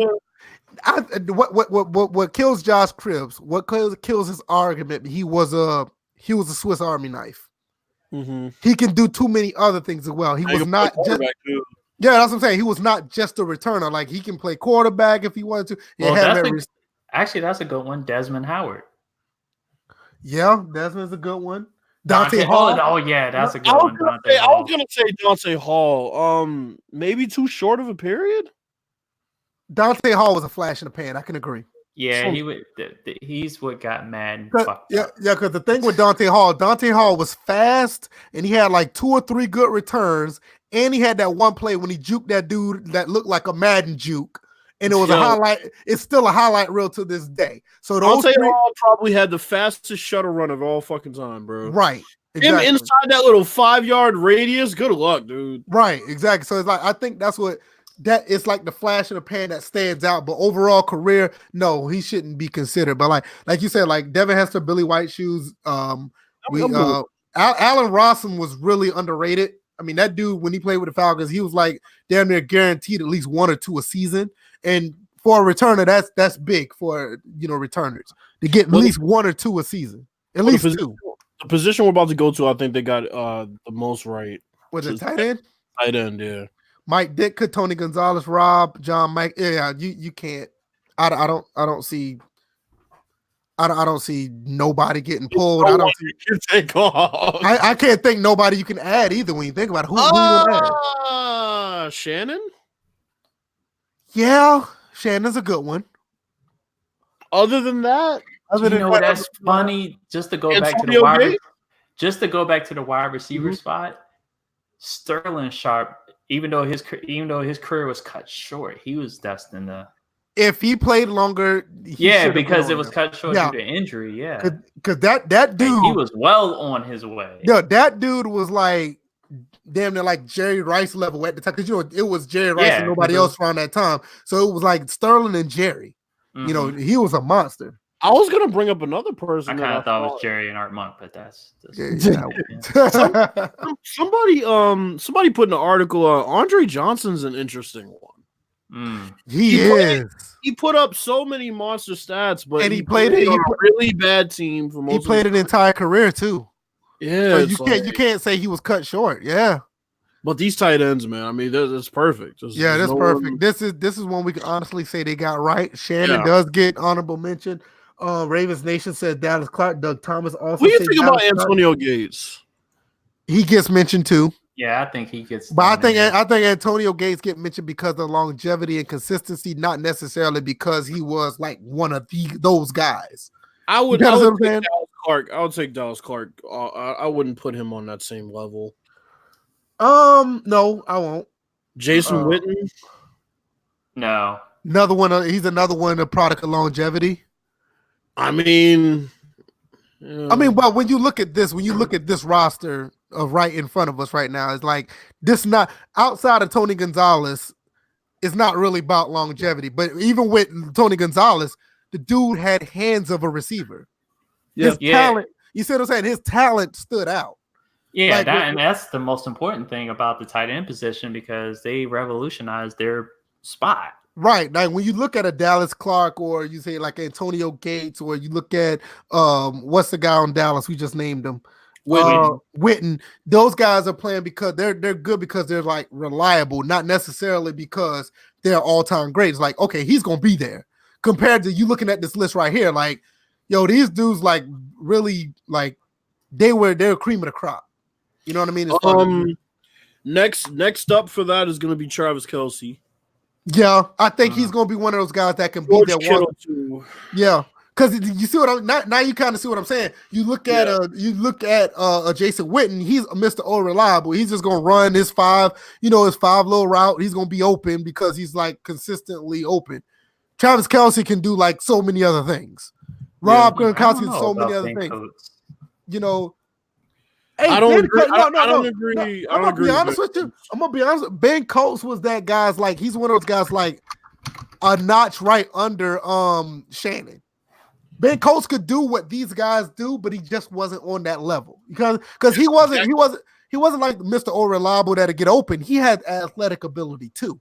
Oh shit! You know what? I forgot somebody for returners. Oh, that Bobby Mitchell. Yeah. Bobby Mitchell, that's a good one. Man, the Allen Rossum slander is not going to be Wait a minute, you said returner. You said Bobby Mitchell. Don't you mean Brian Mitchell? No, I mean Bobby Mitchell. No, Ravens Nation with this bullshit. Bobby Mitchell. I ain't saying that Allen Rossum's on these guys' level, but that dude was guaranteed one touchdown a year. Stop it. No, Bobby Mitchell, he played for the Browns at one point, I believe. Yeah, I think he eventually made it onto the played for the Redskins. Yeah, he played for the Redskins. Jackie Smith is top 10 tight end. Yeah, I mean, but you got 5 up here, so. But I agree. But yeah, I really don't see you pulling anybody off. But you got like 3 or 4 tight ends that get honorable mention easily, very easily. This is very hard to. You're not taking nobody off this list, like hands down. You're not. Also, Bobby Mitchell had a punt return touchdown in 3 of his years that he played, and kick return he had 1, 2, 3, 4. He had one in 5 seasons that he played. So you see what I'm saying? Like exactly like Allen Rossum was like that kind of guy that he was gonna give you at least one or almost gonna give you one. Here's your offensive tackles. I don't know the first 3 guys, to be honest. Walter Jones is hot. Walter Jones and Anthony Munoz. I'm not going to say Munoz. I mean, Walter Jones is highly underrated. Nobody talks about that guy enough. Anthony Munoz is another one that nobody talks about enough. And Ogden, and let me pull up this guy. Right. Art Shell. Yeah, the last 4, obviously. The first 3, I don't know much about. So, yeah. What you got? Forrest Gregg was really good. He was part of setting that edge. Part of setting that edge for the Packers sweep. He like Brian Balaga's dad. Wow. But yeah, he was part of setting that edge for the Packers sweep, so he definitely has to be on there. Okay. Kyle Hubbard, who's that guy? Anybody? He played in the 1920s. He played when my grandmother was born. That motherfucker even wear the helmet. Hey, you know what? If he played like that, if that was his uniform, he might deserve to be on this fucking list. Motherfucker came out here in a sweatshirt. Hey, you got to think about it now. Think about it. Back in the 20s and 30s, they probably wore that shit with a leather helmet. Because look at his pants. Look at his pants. He look like he's ready to go. All he needs is a leather helmet. You know what? They didn't have thigh pads back then. They didn't have knee pads. You know what? You do have people that are still playing tackle football today in that same type of setup. Yeah, they need to put that on YouTube if it's not now, because I would watch that. I would subscribe to that channel who does that type of football and post it on YouTube on a consistent basis. I will watch it. So I think everybody outside of Roosevelt Brown you can keep, just because that motherfucker ain't got no pads on. Yeah, you gotta keep it. Yeah. These guys are, especially the Jones, Munoz, and Ogden. Let's make some honorable mentions. Calvin Pace. Yes. Jim Lachey. Yeah. Yes. Thinking who else?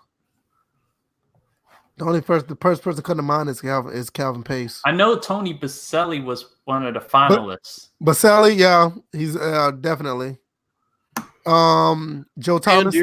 Dan Deerdorf, yes. Joe Thomas. Yes. Willie Rofe. I mean, Bruce Matthews. Yeah, Willie Rofe. Yeah, both of them, absolutely. Yeah. I think that's pretty much it. Wow, Jackie Slater was pretty good too. Slater was good too. Yeah. Ron Mix, he was on whatchamacallit? He was on All Pro. Oh yeah, that's right. I think a couple of these guys were All Pro, ain't it? Yeah, well, I know wouldn't make it because he kicked too. Yeah. Larry Allen's another one. Yeah, Larry Allen's another one. Absolutely. Guard, go to the next one. That second guy, I have no idea. He doesn't even look like a guard. He looks like a YouTuber. Oh, fuck up. Wow. Well, and it's funny because there's Larry Allen right there. Did they sneak soft drink sports onto that fucking picture? Oh wow. Before we I'm gonna put Ravens Nation comment up here, and the reason why Gale Sayers cannot be named as a returnment, because I don't think he's actually a returnment. He had some good ones, but I think he was technically a running back. Why isn't John Hanna on there? Tadal got it right with Bruce Matthews. He's on the guard. Larry Allen's a guard. Why did we put him as a hold on? Why ain't John Hanna on there, man? Hold on, wait a minute. Okay, these offensive tackles. Okay. There's no John Hanna. There's no Gene Upshaw. Well, Gene Upshaw's right there. He's right there. He's right there on the guard. There's no John Hanna though. John Hanna's there too. What are you looking at? Wait, hold on. Oh shit, my fault. I'm looking at my phone and looking back. I'm like, all right, so I'm still trying to figure out this Dan Fortman. Let me look him up real quick. He looks like Ninja. He he played in the Packers before they were before the. I ain't gonna lie though. That damn football uniform look kind of dope though. It kind of does. Yeah. Wait a minute. Note the number. 21. Oh no, but don't they look like somebody photoshopped the guy's face on him? It really does. It does. He looks like Grayson Allen. No, yeah, I have no issue with this list. I didn't see John Hanna. I don't know why I was tripping. No, I don't have an issue with it. No, I don't either. I don't. It's pretty good. I'm here for it. I'm all right with it. Gene Upshaw looks like he's ready to play and knock somebody's ass out in that picture. I mean, look at the padding on his forearms. He's like, right. You're not getting around that guy. I don't care what kind of pass rusher you think you are. Oh my God. That dude, he's built like a tank, yo. Look at those shoulder pads. I'm like, and that's back when all the pass rush was coming from the interior. That motherfucker playing guard, giving somebody fits all damn day. Yo, listen, that's illegal as shit. That shit on his arm. I'm just looking at the shit on arm. He's like knocking dudes' helmets off at that. He's wearing that fucking Bob Orton cast on both his. And look at his hair. Look at his hands. Are those gloves? Like what the? Oh yeah, those are definitely lineman gloves. Yeah, lineman gloves. Yeah, because look at Larry Allen. He's wearing the same type of gloves. Yeah, Don't have the rest going and look at the shit around his neck. Like Gene Upshaw is ready for war, yo. He is not playing with your ass. He is not playing. And would you know the stuff that the padding on Gene Upshaw's arms are still selectable in Madden today? Yeah. That's pretty cool. That's pretty cool. It's the arm wrap. Yeah, that's pretty cool. I know it's in Madden 08. I know that. It's in Madden 20. I'm just looking at him like, dude, like he is not fucking around. Bro, he's not even close to fucking around. No, not at all. Look at these centers, which I think it should be more already. Jim Otto, obviously. Jim Otto's the greatest of all time. Yeah. Mike Webster's another great one. Dwight Stevenson's great. Mel Hine, I hear a lot about. He was apparently amazing. Yeah, I heard a lot about him too. That helmet. That last name sounds German. That helmet right there, though. That helmet's fucking amazing. He got to gore somebody. Yo, I could just imagine your helmet. I wonder if he was the spy for the Axis. Well, see, the thing is though, it's like with the leather helmets back in the day, you gotta remember dudes weren't that fast, and those collisions weren't as crazy as they are now. Right. That's true. That's true. But I guess also they kind of knew how to tackle better. Yeah. I like Jim Otto's like his face mask. Like he got a kicker's face mask on. They don't. You don't even wear those shits no more. I don't even think the NFL will allow you to wear around and get poked in the eye with it. Right. They won't even allow you to wear that shit anymore. Because that was like strictly for kickers at one point. I also get the receivers. Did they have the finalists up here? No, they said we talked about the receivers when we did the Art Monk thing. So receivers, quarterbacks, they're gonna be open on December 23rd. And coaches, they got the coaches up here. Wow. Belichick, yeah, I'm with Belichick. Joe Gibbs. What you think about that one, DJ? That was automatic. Okay. George Halas, yes. Curly Lambeau. Because if you look at the teams in the 80s, it was really between the Washington Redskins and the San Francisco 49ers. And the San Francisco 49ers got that decade because of one game, and it was head up with the Washington Redskins. So they're making this list automatically. They had to put Curly Lambeau because he coached the Packers, like I said, back when the league was like underdeveloped. All right. Tom Landry's a good one. Paul Brown. Yeah, I'm with that. I'm fine with this list. Yeah, I'm okay with this list. I don't see anybody that you could definitely not take off. Oh, wait. No. Hold on. Where the fuck is Bill Walsh? Walsh should be on there. I agree. Yep. But I think that's the funny part because that was the opposing coach going up against. Yeah, and I think he should be an addition, not replacement. No, you're not taking anybody off, but come on, Bill Walsh. Come on, man. Yeah, I can agree with that. That kind of pissed me off. John Madden. No. John Madden had one losing season, and he won a Super Bowl. Yeah, but I don't think he should be one up here with the rest of them. I will say this: he did take a bunch of inmates when he started the Raiders and turned them to a winning team, so that is impressive. I don't know, man. I think John Madden might have a place. Yeah, that's what I'm saying. It might be because when the Raiders started, they started with a bunch of inmates that was in prison, and he turned them into something. You know, Don Shula's another interesting one. Shula's another one. Yeah, he's the only coach that went undefeated in the season. And he had success with the Dolphins, but also the Colts before that, didn't he? Didn't he coach the Colts when they went to the Super Bowl back in the 60s? Let me look. Hold on. Don Shula. Let me look. I'm looking now. I thought he was strictly Dolphins. That's what I want to think too. As a coach, he coached the Baltimore Colts. The Colts 1953 to 1946. Oh, you know what? That was a player. Hold on, that was a player. Baltimore, a player. Yeah, as a coach. Yeah, 63 to 69. Yeah, 63 to 69. He was a defensive coordinator for the Lions beforehand. And they won the championship in 1968, so he had another championship. So he has one NFL championship and two MVP, two Super Bowls. Yeah. AP Coach of the Year 4 times. Okay. Yeah. Most regular season wins as a head coach. Most wins. He should definitely be an addition. Yeah. Yeah. I mean, Ravens Nation, you say he got fired? Should he won the NFL championship? Damn. I mean, Bill Belichick got fired. Well, I ain't gonna go start throwing shade. All right, let's talk about the Cleveland Browns in general since we didn't got through this list. This turned into another topic. It should have added it. And it was pretty good. It was a pretty good one. Mm-hmm. Let's talk about these Cleveland Browns, the current ones. What the fuck happened? Honestly. Now, I'm not talking about them underperforming, but I mean, we're talking about reports of the team imploding on the inside the locker room type situation. What the fuck is going on? I think it's just. I'll tell you what's going on. We predicted it on here. I think it was too many personalities on one team. That's what I'm asking, Bill. That's what I'm asking, Bill. Did we honestly predict that? We predicted it after the Myles Garrett situation that this team was going to absolutely implode. Yeah, we did. That's true. And that's exactly what they're doing. They're saying, fuck that. Get me out of here. You got your starting quarterback throwing their second or second best player, maybe the first best player under the bus. Mm-hmm.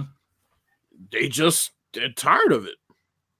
Yeah, I think, with Baker Mayfield not playing well, you also had him throw Myles Garrett under the bus when the incident happened. He should have, because we all agreed that he shouldn't have said nothing at the time. Right. It wasn't this place for him to say that, regardless how he feel.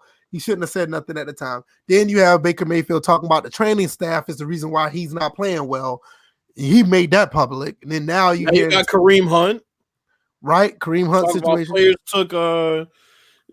Players took plays off. Right, and then you talking about LBJ saying that he's telling other teams that he wants to go to them, save me from this team. It's Landry, same thing. Yeah, Landry, same thing. It's like it's a mess because you have everything in place, even with Freddie Kitchens being the coach. You have everything in place to actually have. Need I say? I know y'all might disagree. Need I say they had everything in place to be a dynasty? I'm not necessarily saying a dynasty to win Super Bowls, but to be like a 10-win team for the next 5 or 6 years. I could see this being a situation similar to the Cowboys at first, where they kind of struggled to find their way. They finally put a team together that could win, but they didn't have the right coach. And then, Jimmy Johnson comes around. And the rest is history. So, I mean, I don't know. I don't know if people will even stay there long enough for that to happen. But to me, this is a head scratcher. I don't understand. I get why things are happening. They have a substitute teacher as a coach, right? I understand why things are happening, but I don't understand why it happened. It's like you got everything in place. Like I said, even with Freddie Kitchens, you can say what you want about him. I don't think he's a good enough coach to get him over the top to win championships, but I think he was decent enough for them to get. And I'm not talking about all antics aside. I'm just talking about his football mind because he's not a dumb football guy. I just think he's not a good coach, but I think they were good enough to win at least 9 or 10 games a season. Well, this started. Go ahead. And I think that's the point. You just said it. They were good enough to win at least 9 or 10 games per season. The expectation shot through the roof to possibly more than that when they put the team together. And I think they just collapsed under the pressure. I think this started during the Hugh Jackson era. Mm. Oh, man, why are you going to do that?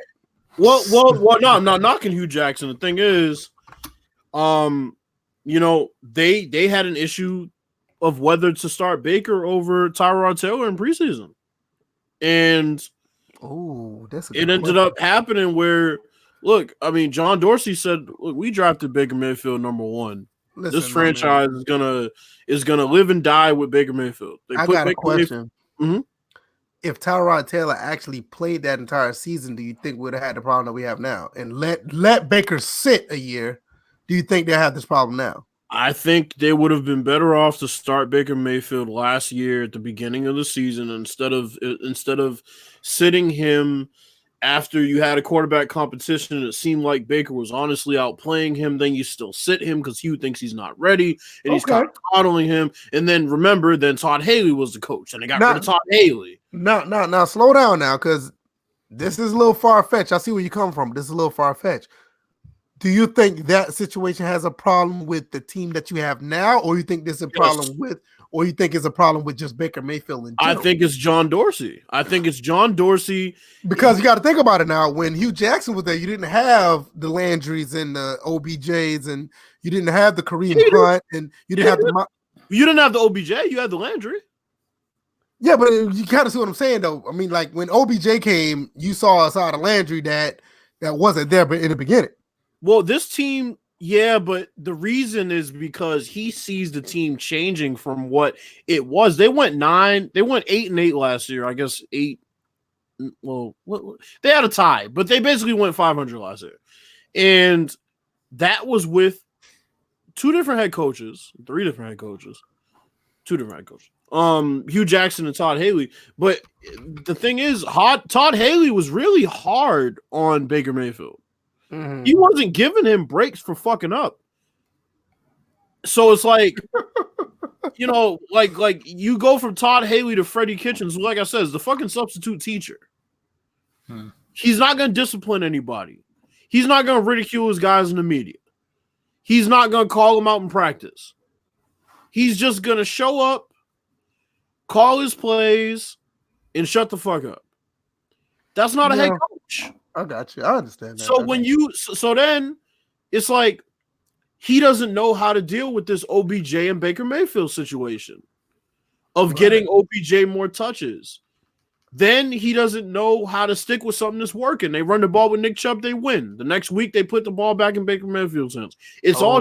That sounds like Jay Gruden all over again. That's what it is, and it's John Dorsey and it's Baker Mayfield. Those are the 2 reasons why this team is in a position that they are now. All right, and I think we're gonna have a lot more stuff come out after this season. That's gonna. Oh yeah, absolutely.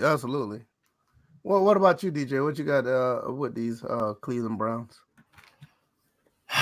It just honestly, they just crumpled under the pressure. I'm like, they put the team together. Everyone was expecting them to, win the division. It was just like, you got to take baby steps. You can't just sit there and think that you just put a team together and you can just throw them out on the field and expect greatness. I think at the end of the day, you have to come up with an identity. You can't just like Bills was saying, you can't just run the ball and win the game one week and then revert back to what didn't win you the game the following week. You gotta have a strong coach who's willing to stick with a game plan. You gotta have players that are sold on their coach. And then you definitely have to have leaders on that team, and I don't see any leaders among them. And Baker Mayfield definitely showed his face. Definitely showed that he was not. He's just not a leader, at least not now. I'm like, you can't throw your teammates under the bus. Training staff can't throw your training staff under the bus. I agree. Yeah. I mean, let's be honest. Who hasn't he thrown under the bus? Has he ever thrown himself under the bus? Who? Has Baker Mayfield ever said, I don't think he's ever thrown himself. To play better. Like, what the fuck? He does. He hasn't done that. Here's the funny part. He points the blame at everybody, but he points at his chest when he's doing well. But here's the thing. I remember in Washington, there was a similar situation with RG3. Everybody was saying, well, he's blaming everybody else. They were really harsh on RG3 when he was like talking about everybody needs to play well in order for myself to play better. And everybody was like pointing the finger at him. But, Baker Mayfield basically doing the same thing that everybody was accusing Griffin of doing. And the media is like, well, he may have a point. But like, what? It's the same thing. You got to be responsible for your own actions on the field. You play like shit. Then you need to say so. But here's the issue with Baker is I think Baker in the media is so busy trying to attack the reporters who might ask a question that he doesn't really like instead of sending a message through the media to his teammates. Look, we all need to get better, but it starts with me. Mm-hmm. And that's what every great leader says. He needs to stop. He needs to stop acting like he's bumming cigarettes off of people, first of all. No, because every time you look at him, it look like he be like, "Yo, can I get?" No. Let me tell you what happened. No, let me tell you what happened right there. What happened right there? The NFL humbled that kid. You seen how he came to look like a bum? No, I'm dead serious. Bills, you can agree with this. I know you will. You seen how this guy came in the league. He was smiling. He had a fresh little cut and all this other stuff, thinking he was on this. And after he played like 6 or 7 games, where he looked shook. He was like, oh, wait a minute. This ain't Oklahoma. I got a problem. The man looked like he was on Skid Row. Yeah. But here's the issue. Am I wrong, Bills? He looked like, wait a minute. The NFL is serious. I need to. You know what it is, though? It's like, I feel like the substitute teacher thing, when you don't have anybody to enforce the rules, and then you realize, well, fuck, like nobody's on my back. Nobody's showing these guys how to be a professional. But I'm saying, as far as like the people that like Baker Mayfield does not seem to be a subordinate in the Browns organization any longer. When Todd Haley was there, he was a subordinate. Okay, now it seems like John Dorsey doesn't even have as much power as Baker Mayfield. Baker Mayfield can just call someone out in the media, and everybody just echoes it. And it's like I said, he doesn't know how to deal with the media, and nobody likes dealing with the media after a loss. But it's what you have to do. You have to deal with the media. You have to go out there. You have to keep a united front as a team, and as the leader of the team, you have to say those words that may be just football speak and what they tell you to say in the media. You have to say it. We need to play better. It starts with me. Mm-hmm. If he would have said that weeks ago, they would have said, okay, we can rally around this guy. But like I said, I don't think they could recover after he threw Garrett under the bus. I mean, that was the nail in the coffin. That was pretty much, I ain't gonna say it was the nail in the coffin. It was definitely the beginning of the end. Garrett was the draft pick that started the change in this organization. Yeah, that's what I said. I don't think it was the nail, because they still had a chance to actually play good ball and get past it. But I can honestly believe that was the beginning of the end. And I mean, everybody getting on OBJ. OBJ's been silent this entire time. He's been very professional while not getting any fucking targets from his quarterback that was so amped about him showing up. Two things about that. I agree with you for one, but two, there's nothing denying that this guy is a weirdo. I don't care what nobody says. He's a weirdo. I mean, and I'm gonna add a third one. I do believe the way that Baker's throwing the ball, like you were saying earlier, Ravens, they said run the ball with Chubb and you'll win more games. I agree, because that's not because of OBJ. That's because how bad is Baker throwing the ball. Yeah, but that's what I'm saying. It's like, if you don't give OBJ targets, and if you don't call, here's what they did. They did something that I talked about with who was it I talked about last year? The Cavaliers. So when the Cavaliers had Kevin Love and LeBron and Kyrie Irving, and Kyrie Irving and LeBron were running things, and Kevin Love, and I talked about this on the podcast, it's like, you can't overtly just force feed somebody the ball after they're disgruntled about not getting the ball, because then what you do is you give them this huge volume of touches, and then you say, there you go, now shut the fuck up. That's what they do with OBJ. They said, here's your touches, now shut the fuck up. Yeah, that never works. You just have to play your game. So that's the thing. You have to consistently incorporate him to keep him interested, because he is the best receiver on the team. He is a guy that you brought in and said is going to be this piece that's going to take you out of the Super Bowl, and you haven't used him. That's the problem right there. They're talking Super Bowl. That's part of it. But I mean, I think the other part is that they didn't follow up and keep that same energy when it came time to touch the field. You said, oh my God, OBJ is going to be this great target, and then it slowly deteriorated. Right. I got 3 more. I got 3 quick hits before we close out. So y'all got anything else on the Browns? No. I have nothing on the Browns, but I know the Lakers just lost. Really? Yeah, they lost. Anthony Davis sat out with an ankle injury. It was a game time decision. So. Okay, that's perfect. I'm glad. I'm glad that we said that, because I got 2 of these hits are gonna be the 2 topics that we had before you came in, Bills. Give us your thoughts on AD being Batman and LBJ possibly being Robin. As far as how the season is going, what are your thoughts, or do you think that is the case? I think LeBron is doing what a lot of people didn't like him doing the first game, which was incorporating AD and making him believe in his head that he's the man. And then once you get to playoff time, we all know it's going to be LeBron. You think so? Even that's interesting that you said that. You think so? Well, hey, I mean, even a few years in Chicago, Michael Jordan kind of took I'll say he took a backseat to Scotty, but he brought Scotty up to his level and said, "Here you go. Here's the level you need to be at." I'm gonna throw you a wrench. Yeah, I'm gonna throw you a wrench with that. Mm-hmm. What if LBJ is going to continue to push AD to be the man throughout the playoffs, and LBJ comes in when needed instead of just taking over? I don't think he's going to do that. You think so? I think they'll keep AD. I think they'll keep him involved. I think it'll be an equal thing. But to say that like LeBron is going to be like for sure like Robin, no, definitely not. I think we've become accustomed to seeing LeBron being that guy during the playoffs. That's an easy answer. But I would not be surprised if it's the other way around and AD has a come out party for his career. My reason behind it is that I know LeBron hears a lot of the media and he's addressed it. The media is acting like this dude is deteriorating in front of our eyes and just, well, it's Kawhi's show now.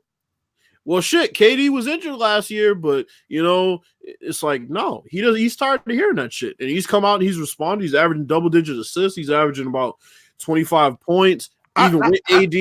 I got you. I still think this is because of something we've come accustomed to. I'm not saying that you're wrong, but I think it's because we've been accustomed to seeing LeBron outside of the 2011 finals that he's actually taken over and doing what he's doing. It's par for the course once the playoffs show up. I would not be surprised if it's not necessarily LBJ taking the back seat. It's just that the fact that you actually get to see him do to AD to what Wade did to LeBron. I would not be surprised that. I've just seen him do it with Kyrie, so I kind of know what he's like setting up. But that's the same thing. When Kyrie had his coming out party, quote unquote, with the Cleveland, LeBron still put up numbers, and we knew that LeBron was the guy, but I don't think Kyrie was necessarily that guy that LeBron wanted him to be. Yeah, I don't think he was ready. No, he kind of what I'm saying. I don't think because I think LeBron honestly wanted him to be the guy against the Warriors, and I don't think he couldn't do it. It's not that Kyrie was good enough. It's the fact that like I saw what LeBron was doing as far as trying to give him that platform. Like, look, I need all y'all guys when we get to the playoffs. I'm gonna instill this confidence early. Like I said, I've seen Michael Jordan do it. I just think with the totality of LeBron's career, I feel that LeBron is trying to do his version of doing what Wade did for him. And there's nothing wrong with that because at some point of your career, no matter how good you are, you still want to be that guy to give back to a younger star.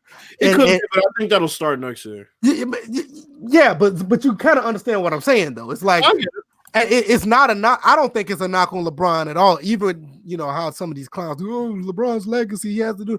I don't think it's a knock on him at all if he does, quote unquote, like me and DT were talking about, passing the torch to somebody as talented as Anthony Davis, because who else in the league that you honestly want to do that to? I mean, the dude's 26, he's still young, he's very gifted and athletic, he has the tools to be the most dominant player in the league.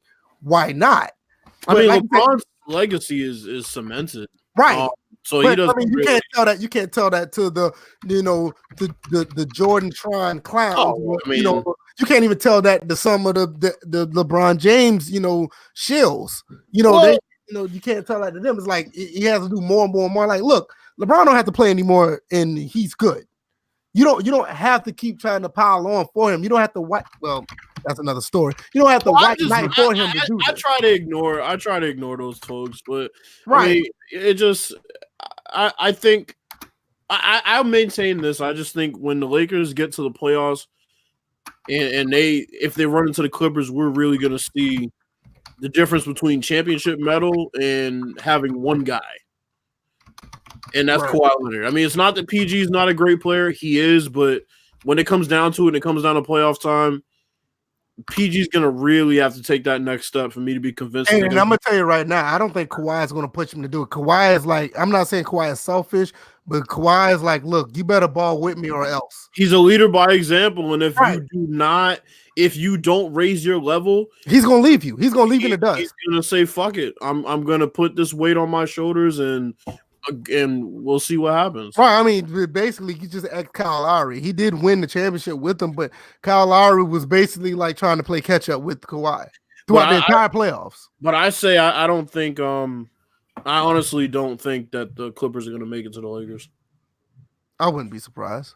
Hey VF, I What's just sent something in the DMs. If you can share that, because it better not be nothing crazy like you did that one time. No, it's nothing crazy. It's the Xbox. It's the Xbox. But there's some details that I'm calling shenanigans on this on that picture. So if man, you know what, man. I'm gonna be honest. I don't think that Xbox is this big. Yeah, but look at it. Look all on the side. You see that paper kind of extended? Yeah. I hope nobody falls for that. Yeah, but you gotta nobody. Show them the picture. Show them the picture. Show them the picture. Let the chat see. Looks like a fucking shoebox. Ain't no way that's Why is this thing flickering like that? Y'all see that? Oh yeah, I see that. Why is it flickering like that? I'm gonna take it down. I'm gonna put it back up. Let's see. Yeah, I'm looking at that picture. And I'm sitting there like, there it is. All right, there we go. Yeah, because it's one of those things you have to look. You know what? You see that opening on the bottom left, like somebody didn't put this together. This looks so fake. Like you can see it like right there. Yeah, where there's an opening along the side, like somebody like clasped it. Yeah, like somebody. Yeah. You know what? You can see it like right where the mouse is at. You can see it. Bro, that doesn't even look like a disk drive. Right. But you know what though? To be all honest, I think there was another picture that they had where they had it compared to a banana, and the banana was like almost like 60 to 70% up. Leaning up against it. So like you pick up a regular banana, and plus it's supposed to be standing up on the side. But I'm reading. That's another thing. So I'm reading this. I'm reading the caption. I'm guessing paper mache. I'm guessing he really didn't lie. I guess about that being the actual Xbox. I guess this was just his estimation of how big it was going to be compared to the Xbox One X. Yeah, but I hope he told folks that Twitter's not a thing for context because you could clearly see it says the paper mache on the side. It says here's how big Xbox Series X is on its side, and then in parentheses it says our best guess versus the Xbox One X. All right, here it is right here. I'm gonna see if I can pull this up so you guys can see it. Cause that is funny. Just to stand, look at it. Look like a bird box. That's what I'm saying. Okay, here it is right here. This is what you need to really look at. See that right there? That's the actual size of it. See that banana right there? Compared to that's what I'm calling shenanigans. It's not gonna be that big. Right. I mean, even with the original Xbox standing straight up, it's actually not that big. You look at the controller, you can get a pretty good estimate on what size it looks like. If people believe that picture, they can take that same banana. I mean, the picture that we first showed, really? They can take that banana and shove it straight up. They probably enjoy that. Yeah, they probably would. Yeah. Cause look at the first one. Look at the Xbox One X on the IGN picture. Look at it. Right. You see that, right? Now look at this picture here. That looks totally.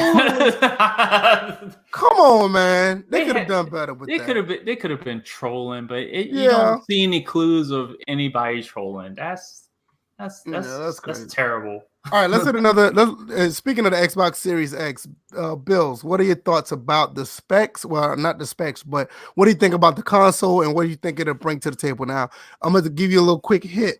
The Xbox Series X is actually the actual name of the console is just called Xbox. The Series X part is the actual name of this particular type of Xbox. Because they're going to have two other series come out, but the actual console overall is just called Xbox. Like we got another original Xbox. No, we have an Xbox as well, two Xbox, whatever. This console is 8 times more powerful. That's what it says. 8 times more powerful than the original Xbox One, the vanilla one that looks like a VCR.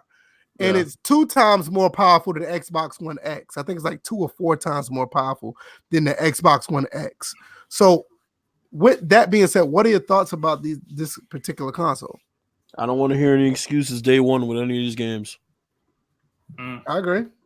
I don't want to hear any excuses. I I don't want to hear about we had to take this out because of disk space. I don't want to hear shit about that. These games. I didn't tell DJ either. I think it's supposed to have a solid state drive too. Supposed to have an SSD. Yeah, so they I don't want to hear it. They better bring it. I don't want to hear shit. I don't want to hear. Well, it's their first game on the console. I don't want to hear shit. I want nothing. Like and the same goes to the PS5. Like Last of Us 2 better be the fucking shit. I don't want to hear anything. Well, we're gonna release a patch and it's gonna fix. No. Like if y'all are talking about 8 times more powerful than the original fucking Xbox One, no, come on, bro. Which is easy to do. Yeah, but I think if it's 2 times more powerful than the X, I think than the X, which just came out 2 years ago, right? And the X give you games at 4K 30. The 4K 60 should be the minimum. A fucking breeze. It should be a breeze. Yeah, it should be the minimum.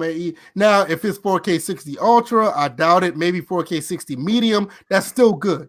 But that's PC talk. That you guys. What if they broke down the series like that? If you right. want 4K 60 Ultra, get the Series X. Then you talking about losing. You talking about losing customers? That's one of the quick ways to do it. Because don't get me wrong, there's a difference between ultra and medium. But once you get like ultra and high, you like you'll see some differences, but it's not that much. I might as well just build a PC and just set those settings within the PC itself. They've also been using some very careful language about this backwards compatibility. And let me tell you something right now. That's some bullshit. I better put any of my goddamn discs that I got on this wall for my original Xbox or my 360. That all of them discs better work. You already know the NCAA discs aren't gonna work. Shut up. You already know. Because I want to take your my past Maddens aren't gonna work. I want to take my NCAA 08 that I'm streaming. Nope. I want to put that in my Xbox One X. Nope. Or Xbox Series or XSex or whatever you want to call it, the triple X box. Yeah, I want to put my disc in there and that shit works. They'll be the mid-gen refresh. Triple X. I know, right? Because what they're saying is that it's supposed to be backwards compatible with over 3,000 games. And NCAA won't be any of them. I found an article. It says Microsoft has confirmed next gen Xbox Series X will support backwards compatibility with all the Xbox. So it's gonna have all the Xbox One titles. Right. Any titles that were added from the original Xbox and Xbox 360, they're gonna be compatible. So it's a matter of which ones they add after that. Yeah, see, that's the bullshit. Let me tell you something right now. We're gonna get into who got right, who got wrong on our picks next. When you buy a cell phone, and I don't want to use this analogy or whatever, it's too easy. But when you buy a cell phone, you can still listen to the same music that you had on your own phone, right? You can still run MP3s. You can still do the W Windows management files. You can still do MP2s or M4A. You can still use all those files to run your music. When you want to watch a video, you can put any damn video that's any format on your phone, and it should work. When you put in, any SD card in your phone, it should work. Why in the hell at this point, when I can build a PC and I can run any game that I want to on my PC without a problem, why is it a problem for these consoles not to be able to do the same thing? I don't get it. Like, you wasn't here earlier, Bill. Like, I got a new graphics card. I got the 5700 XT. I have enough power in my console right now. I could run a PS3 or I could run a 360 emulator easily.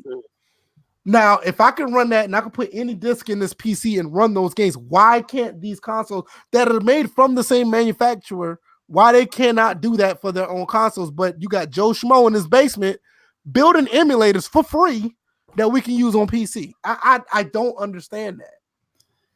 I just don't. I'm pretty sure it doesn't take nothing to have this old architect. The original Xbox run a 733 meg CPU. That's nothing. You got cell phones that run faster stuff than that, and you can't mean to tell me that can't play on an Xbox One Series or Xbox the Xbox, whatever the fuck you want to call it. I'm like, for real. Like, I don't understand why the PlayStation 4 couldn't play PS1 games natively, or I kind of get it with the PS2 because it's a different CPU processor, but still, why they can't play these games natively? My PC can run PS2 games natively. I could put the disc from my console or the games on my shelf in my PC and they'll work. I just don't understand it. Like it's bullshit. Not when you got cell phones that can run any format of video or music, or you got DVD players right now like Blu-ray disc that can play old DVDs. I don't get it. Why the consoles are being so restricted? I don't. Somebody please tell me why not. They're I don't get closed. That's why. No, but still, cell phones are closed. No, I mean, like seriously, you can run emulators on original Xbox to play NES games. You can run an emulator on the PlayStation 2 to run NES game. All you gotta do is hook it up to a hard drive. The PlayStation 3 has been hacked that you can play any console pretty much outside of the Sega Saturn that's below it, or the Dreamcast that's below the PS3. I don't understand. Like, you got these dudes that are just on the internet that they're probably like some bullshit ass substitute teacher by day, but they go in their basement at night and they hack these consoles to do this shit. But you got people that are supposed to be top notch, programs that can't do it for the consoles that they're running. I don't. It makes no sense. I don't get it. But nevertheless, what you got? Any more thoughts about the Series X? No. Sorry for the rant, but I just don't get it. It's like you get a Porsche and I can't put this CD player in because it's a CD player that was in a Chevy. Fuck that. You got the wiring. You can put that CD player in. I don't give a fuck if it's a 2019 Porsche. It could work. Nevertheless, let's do these picks. What we got right and wrong. We can go. Fuck. Stupid Xbox. I don't even want to think I'm gonna buy that bitch. Damn. I was about to say, I'm bringing up this jazz band who's suing the Jazz. Yeah, fuck that guy. What is suing the Jazz for? Piece of shit. It's the guy that got banned for life. Oh no, we ain't talking about that. Fuck that. We ain't talking about that. No, let's get these specs. I went over them yesterday, so I kind of cheated. I'm still mad about that shit. I'm pissed off about that. So we all picked the Ravens. That was the first game, Thursday night game. Ravens won 42-21 over the Jets. Kind of saw that. Yeah. Lamar Jackson beat or broke Michael Vick's record for a single season rushing yards. Shout out to him for that. I kind of saw that coming too. Yeah, had a pretty good game passing too. Obviously, 15 for 23, 212, and 5 touchdowns. Not bad for a running back. I know, right? All right. There's not much to say about the Jets. Sam Darnold hates his coach. Yeah, we saw that body language. So does everybody else. They're a fucking dumpster fire. I don't know how they even made it to 5 wins this season, but whatever. Patriots annihilated the Bengals. It wasn't even as close as it looks. 34-13. It looked promising at first. It really did. It looked like that Bengals pick looked pretty good at one point. I keep telling people this is the best Pats defense we've ever had. Tom Brady went 15 for 29, 128, 2 touchdowns. Blah. Whoa. He did what? 15 for 29 for 128 yards and Jesus 2 touchdowns. Christ. Andy Dalton, what the fuck? No, he's even worse. 17 for 31, 151, 1 touchdown, 4 interceptions. Shout out to Joe Mixon, though. Yeah, 25 carries, 136 yards. That kid's been balling. Tyler Eifert, I'm surprised he's still on the field as much as he gets injured, but 3 catches for 44 yards. Patriots' offense is fucking deplorable. They'll continue to be deplorable. And, good luck in the playoffs with that. That's all I'm going to say. The Bengals are going to win this fucking sweepstakes for Joe Burrow, by the way. I was the only one to pick the Patriots. Go figure. Yeah, I kind of this had trap game written all over it until like the middle of the second quarter, and this when the bottom fell. Yeah, about to say sometimes you take chances, you lose out sometimes. Right. Buccaneers and Lions, we got this one overwhelmingly right. All of us picked the Buccaneers, and Jameis actually looked pretty good in this game. Well, Jameis had to sneak that 1 pick in, so he had 28 for 42, 458, 4 touchdowns, and 1 pick. their running game got nothing going, but it clearly didn't matter. I wouldn't be surprised if he if he donates every interception he throws this season to a charity. I mean, they might have to look into that. This one wasn't close from the start, honestly. 38 on the Lions. Ugh. Bears and the Packers. We all took the Packers, and we also got this one right. Mr. Trubisky threw the ball. You know what? Without looking, are y'all looking at the stat sheet? I'm looking at it. Okay, that's why you're looking at it. All right. You know what? I'm not mad at his stat line. Bro, he threw the ball 53 times. What do we say about this? No, but I'm telling you, he has no running game. I'm gonna tell you something right now. Based on what he does, based on the way he played, didn't he play like this wasn't a nationally televised game, right? Not really. No, I thought it was. Was it? I mean, every game even comes on CBS or Fox, but no. But I'm saying, those are regional games. I'm talking about like a Sunday night football game or like game of the week type shit. Because when it's one of those games, he really stinks up the joint. But this game, I don't have a problem with the stat line because I know he does not have a run game. He did throw 2 picks, but his numbers for his standards, what he did was okay. I'm not saying they were great. I'm just saying they was okay. Because he could have did a lot worse than what he did in this game. That motherfucker threw the ball 53 times. He did. And now I'm not saying that's good. I'm not saying that's a good thing. But the Mitchell Trubisky that we know, that stat line would have been a lot worse. Yeah. I'm just saying by his standard, not just quarterback standard, by his standards. Aaron Rodgers, 16 for 33, 203 and a touchdown. He's been relatively a game manager in a lot of these games this year because they have this newfound run game, and I'm fine with it. If it means he's going to let loose in the playoffs, even if he doesn't really have to let loose, but if he does, then hey, I'm all for it. Devontae Adams, 7 for 103 and a touchdown. I will be highly surprised if they go far in the playoffs. I don't see it happening. Really? I said early in the season, I think they have the defense to go far. They have the defense to go far, but the team overall, no. VF was victim to the picking against Deshaun Watson on the road as the Texans took this one 24-21. VF took the Titans. Me and DJ took the Texans here. Deshaun Watson, 19 for 27, 243, 2 touchdowns and 2 picks. Ryan Tannehill's not good enough recognition for how well he's playing. Ryan Tannehill honestly never was a bad quarterback. He was just in a bad team. Bad situation, and you just really stay on the field. Right, and my wife's grandmother, she's a long life Dolphins fan. Like I always brag about it because she was around when she actually witnessed the 73 Dolphins team. So she has the right to be a Dolphins fan.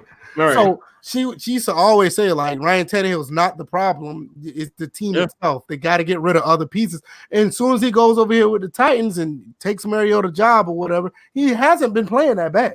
So yeah, she's been right. Mariota's a pansy. Anyway. Yeah. The Chiefs, another one we got just extremely right. Broncos put up 3 points. Count them, 3 points. 23-3. The Kansas City Chiefs held the Denver Broncos to 3 points. I will say this. I will say good job, Chiefs defense. But I also say I will give the Broncos defense credit for holding the Chiefs to 23 points. Yo. Our boy Drew Lock, bro. They ain't no off of this. No,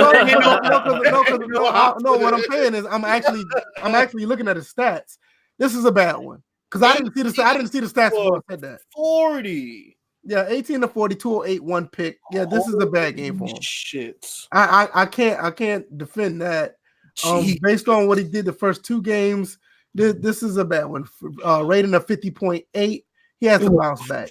And it's actually disappointing because he did this against a pretty bad defense. Travis Kelce, he balled out this game. 11 for 142. Pat Mahomes just kind of easing back into things.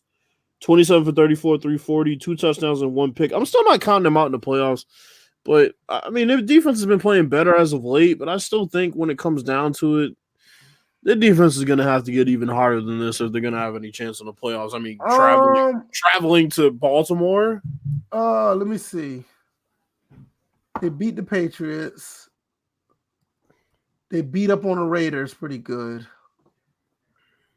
I mean, I'm just looking at them traveling to Baltimore. No, they don't have a chance if they're playing against Baltimore. Not in Baltimore. No, they don't have a chance. All right, next one was the Giants and the Dolphins. I don't know what I was doing here. DJ took the Giants. He was the smart one. Mm-hmm. Me and VF took the Dolphins. Giants took this one 36-20. The fucking Eli Manning farewell tour continues. Did I pick the Dolphins? Yes, you did. Okay. Ryan Fitzpatrick, 23 for 41, 279, 2 touchdowns. Why is he still on the field? If you're looking at the stat line of both teams, to go to. Yeah, they don't. I mean, but if you're really looking at this stat line, you can make the case that the scores could have been flipped. Yeah. Outside of the 41 passes, I mean, Ryan didn't do anything wrong, but just throwing completions. And Eli threw 3 picks. Well, breaking news: there's another white running back in the league besides Christian McCaffrey. They're starting running back. I can't even load his fucking ESPN page. It won't even load. Something Laird had 12 carries. His name is Patrick Laird. Okay. Patrick Laird had 12 carries for 46 yards. Saquon Barkley had a pretty good bounce back game.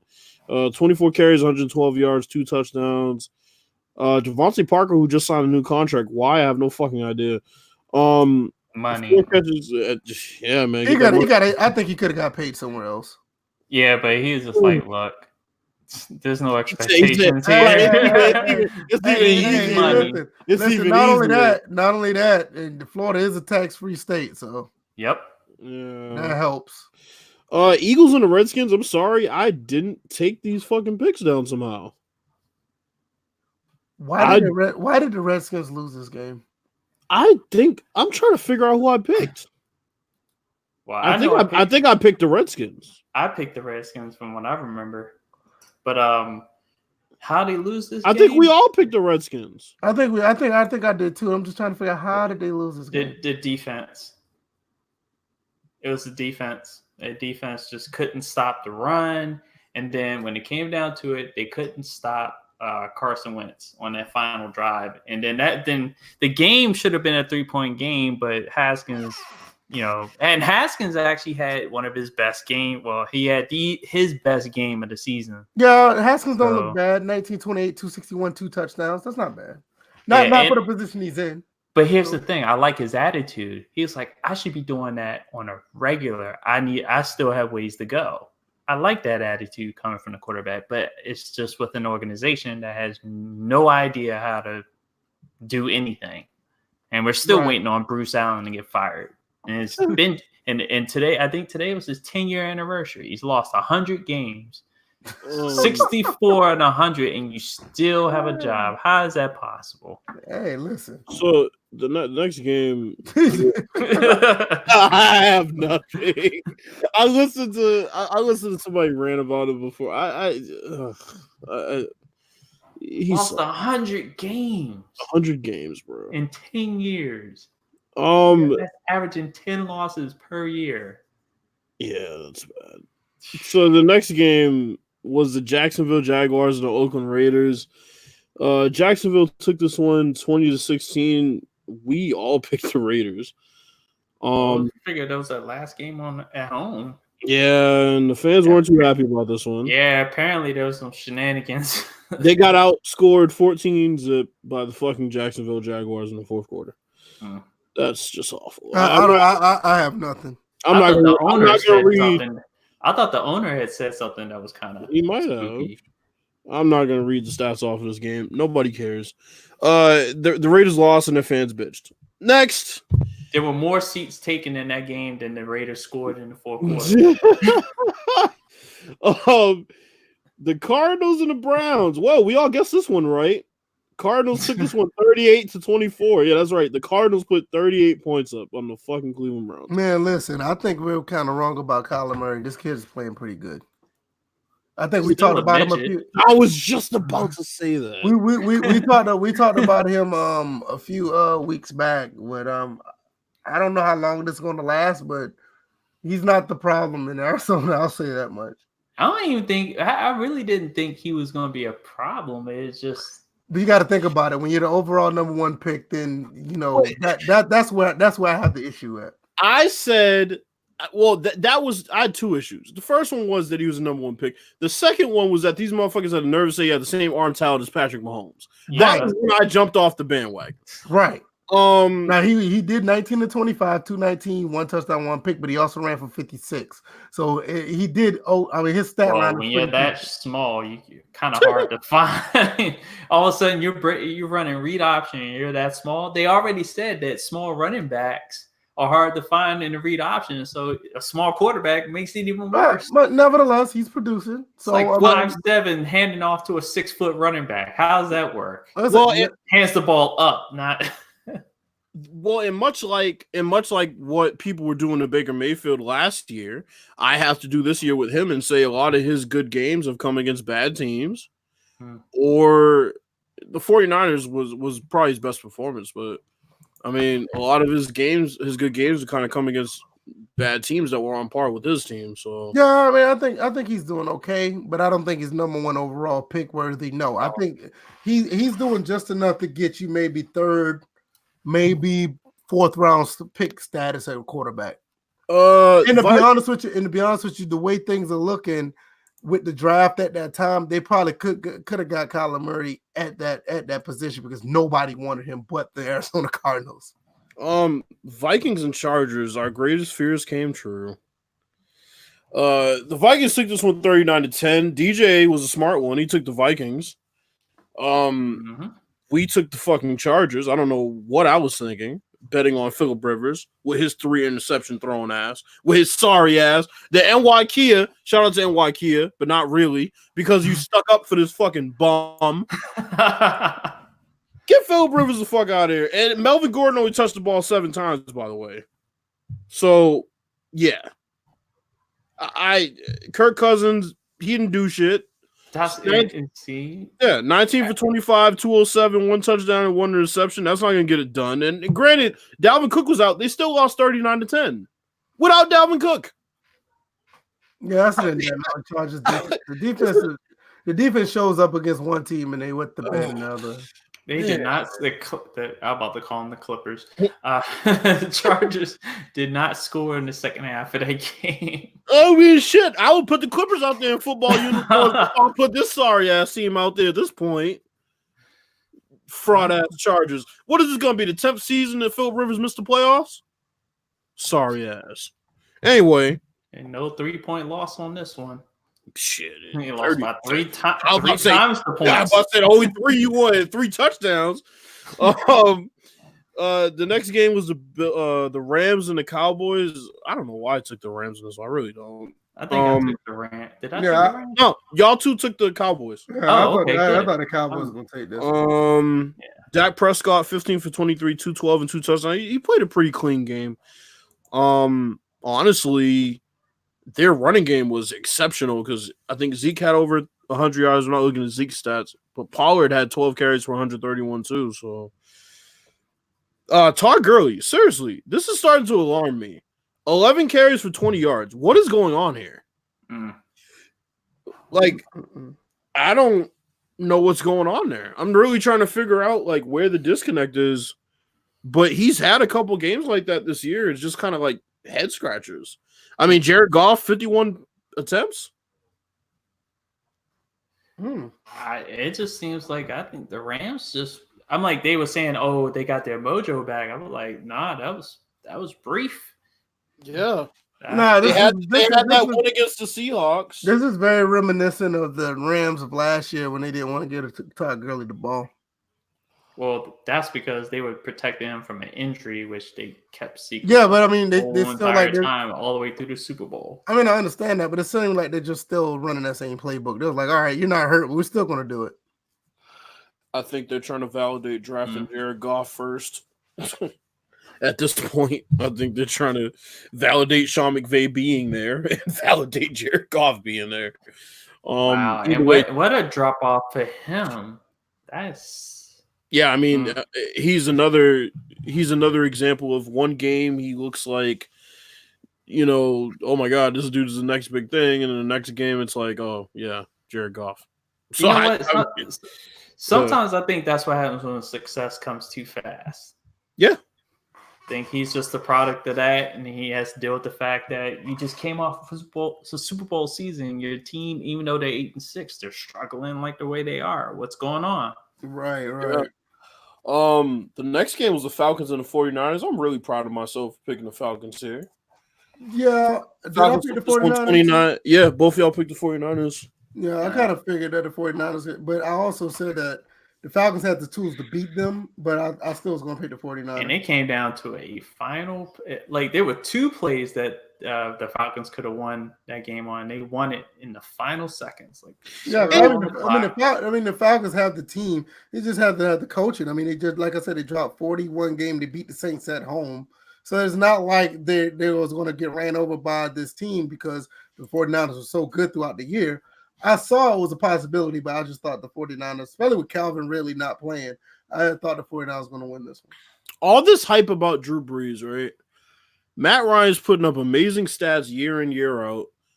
And we didn't really talk. Did y'all talk about Drew Brees at all? No, I had nothing to say. Yeah, I had nothing on him. Yeah, so it's like people need to start paying attention to Matt Ryan as far as one of those guys that put up a lot of stats. He's not a guy that chokes in the playoffs either. They try to hold 28-3 against him, but a lot of people don't realize that he actually outplayed Brady in that game. It was the fact that you had four rookies playing defense, and Brady tore them up. I mean, that's just what it is at the end of the day. It wasn't Matt Ryan. Why Matt Ryan? Matt Ryan just called it. He ran the plays that was called. It wasn't like he threw a turnover or anything like that. We haven't seen shit. Well, he did throw one. Well, he did. He didn't throw one, but he got sacked. Yeah, he got sacked when they told him to run the damn ball. But But nevertheless, I mean, he's only in his 12th season. He's already over 50,000 yards. I mean, don't be surprised in the next 8 or 9 years. 30. 30,000 yards. Is he at 30? Hold on. Yeah. Let me look.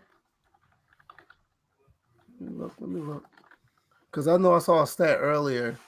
Oh, shit, no. 50. Yeah, I know what I'm saying. He's at 50,000 already. Couple. Yeah, he's at 50,000 in his 12th season. So I would not be surprised. He played 9, maybe 8, 9 more seasons. He's up there with passing yards where Drew Brees and Peyton Manning them are. I mean, they're at 70,000. So, I mean, who's to say? You know what I mean? Is it 20,000 yards, 4,000 a year? Who's to say? Yeah. I mean, his career rating is 94.7. Yep. That's pretty good. The next game was the Sunday night game, the Bills and the Steelers. I really wanted to take the Bills in this one, but I didn't. VF was the only one to take the Bills. The Bills took this one 17-10. Man, what it came down to, if these guys can just get their passing game together, there'll be a problem. What it came down to late was Duck Hodges making a couple of mistakes, trying to do too much. Yeah, he just 4 picks, man. Because the thing with the Bills is the defense that plays against the Bills are going to stack the front because they're really talented at running the ball. If he can get some completions down the field and actually move the ball through the air, it'll be very hard for any team to play against this team because offensively, they're not that bad. Defensively, they're just better. And then their Achilles heel is Josh Allen getting receivers open. Mm-hmm. 13-25, 139 tells you everything you need to know.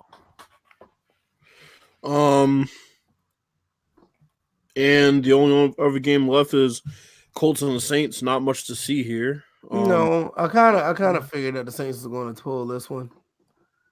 Drew Brees 29 for 30. He broke the completion percentage record. 307, 4 touchdowns. They just dominated this game from the onset. And I'm starting to wonder. He's not the greatest of all time, by the way. No, he's not. I mean, he has no MVPs. He has 1 Super Bowl ring. He just one All-Pro first team. I'm starting to wonder, like when Did the Colts just lay down? I mean, 29 for 30, really? Colts just don't have anything. I'm like, I get that. It's just when you're outmatched, sometimes it just appears that the team laid down. But I get that, DJ. But come on now, 29 for 30, one incompletion. Hey, I can't even. It happens. One incompletion. It happens. It never happened. You mean it never happens? It's happened several times. Let me tell you. No, it hasn't. No, it hasn't. That's the point. He broke the record. Drew Brees broke the record for the highest. But DJ, this is the thing. The only person, it was a minimum of 20 attempts you had to have that completion percentage. And the closest person who did it was Kurt Warner did it with 26 or 28. That was the closest. I mean, it's like, okay, but put it this way. If that happened to somebody in Madden, they say it was a fucking robo QB. Bro, listen. Something was wrong with the defense. I don't care. No NFL team should allow more than at least one, maybe two incompletions. And he wasn't dinking and dunking either. That's embarrassing. No, that's what I'm saying. Like you look at these receiving yards from these other players, not the yards, but look at the average. Michael Thomas 10.7, Jared Cook 13.5, Taysom Hill 21 a catch, Traquan Smith 21 a catch, Ted Ginn 13 a catch, Taylor Murray 10 a catch. I mean, come on now. These are pass. Yeah, those No, I don't care how I don't care how outmatched you are. If you're an NFL team, you should not get one incompletion. That's what I'm saying. That's that's Dolphins type shit. The Dolphins ain't even do that. Right now, I say if it was like 25 or 31, I get it. If it was like 24, 30, I get one it. Incompletion. But 29 or 30, and the motherfucker probably threw the ball out of bounds, threw it away when there was pressure. Right. Like there's not like one DB who knocked the ball away from a receiver. That's that. I'm playing on pro. I need to put this difficulty level up. Yeah, I mean, it just seemed like a situation where the Colts just laid down. There's no way that. And they're a team that's supposed to be vying for a playoff spot. Yeah, because the Colts aren't a bad team. You know, it's not like it's one of these teams that's just. Just dink and dunk, rinky dink bad. This not the Falcons of the first 6 games of the season, where the defense was just horrible. Well, to tell you the truth, we all know the Colts are eliminated from the playoff hunt. So I'm like, what do they really have to play for? That just makes my point. They just laid down. Wait, they were eliminated before last night's game? I don't know, but even if that's the case, that made my point. They just laid down. They're not that bad. That's what I'm saying. It's like they just didn't give a fuck. There's no way they played their heart out and only gave up one completion. It's gonna be either or. Either he was hot or they were just outmatched. No. They didn't give a damn. Yeah, they're like, listen, we're eliminated. They saw what happened with the Titans and the Texans. It was like, no, fuck this. We're not going to play out. Bro, here's I'll give you a perfect example. Didn't these motherfuckers shut down Patrick Mahomes at home this year? Right. Point taken. Earlier in the season. Oh my God, DJ. You don't become that outmatched in 16 weeks. I don't care who you are. It's called team morale. No, it can drop just like that. And you can see but it doesn't mean they laid down. It doesn't mean it just means that their morale is low. It doesn't mean they just laid down for the Saints. We have nothing to play for. We're not going to win the division. We're not going to get a playoff spot because every wild card team has a better record than us. But it doesn't mean they laid down. We have to play. The check is still going to clear. Y'all go out there. Yeah, let's just stand around. Oh shit, that motherfucking 29 for 30. Now we care. No, come on. Oh shit, I'm out to play. You know it's bad when the hardest time they play is when the Saints take a knee at the final. I'm gonna get some pressure on these motherfuckers now. They about to just take a knee and shit on us. I ain't got nothing else. Let's I got a question actually. Chris Thomas come late. What's up, Chris Thomas? You finally come in. Do you think Jameis Winston should go to the Pro Bowl again? No. I think I'm gonna tell you right now, and I know this is highly unpopular, but I think Jameis Winston should get a contract extension. I think he should. And but I'm about to say, who does Tampa have to go to? Exactly. That's one. And not only that. Let's look at his. Let's look at his season stats. 4,573 yards. He's thrown 30 touchdowns and 24 Bro, can you find the game this motherfucker didn't throw an interception? There were only 4 games he didn't throw a pick. And how much is he getting paid? Too much. Man, you know what? Kirk Cousins hasn't hit 30 touchdown passes. Listen. Those interceptions damn near killed my argument for killing him getting an extension. Man, this motherfucker had a quarter of the season where he didn't throw a pick, bro. We still got 2 games left. He killed my argument for a contract extension. Like, why is Jameis about to have more interceptions than Kirk Cousins has touchdown passes? Bro, why does man Kurt has a guaranteed nobody gives a damn about Kurt. Shut up. We're talking about Jameis Winston. Why this man could not have 30 touchdowns and like 17 picks or something? Like, man, get that crab leg stealing nigga out of here. No, I'm gonna tell you, like, dead serious, like, it's very hard for him to get a contract extension. I can't vouch for that. Bro, he threw 20. He's gonna get a contract extension. Don't get me wrong. Other than Brad Johnson, that's the most prolific quarterback they've had in that organization. Right, exactly. Listen, the passing yards and the touchdowns, I'm right here with you on that. But when you see the 24 picks, you be like, he's gonna get an extension because, like DJ said, there's no other option. That's how Jameis is gonna be at the negotiating table. Who else you gonna bring in? Come on, man. Then they're 7-7. They're 7-7. They can't even vouch to try to get a quarterback in the draft. Because they're in the middle of the pack. All the quarterbacks themselves out of contention. He's gonna go to the management like, who you gonna run to? He's right. Oh, I forgot you don't have any running backs. He definitely has. He has leverage on getting the contract. Jameis Winston became the first player in NFL history to throw for 450 yards in consecutive games, and the first quarterback to steal crab legs in college and contracts in the pros. I'm not. You know what? I'm not going to go there. I'm not going to say. I'm not going to say he's going to steal a contract from he gonna rob the Bucs. Blind. I'm not going to say he robbed him blind. I'm not going to say that. It's just that when you have 24 picks, you have the leverage to say that we're not going to give you the top tier quarterback contract. Yeah, but he does have some say of getting a decent extension because of he's going to sit there and say, "I got more touchdown passes than Kirk Cousins." Come on, Jameis Winston. Say that. Jameis Winston threw more interceptions to the Colts the week before than they forced incompletions last night. Right? Yeah. See, that's what I'm saying. Well, what? But I'm telling you, it's true. He threw 3 interceptions to them, and this is what I'm saying though.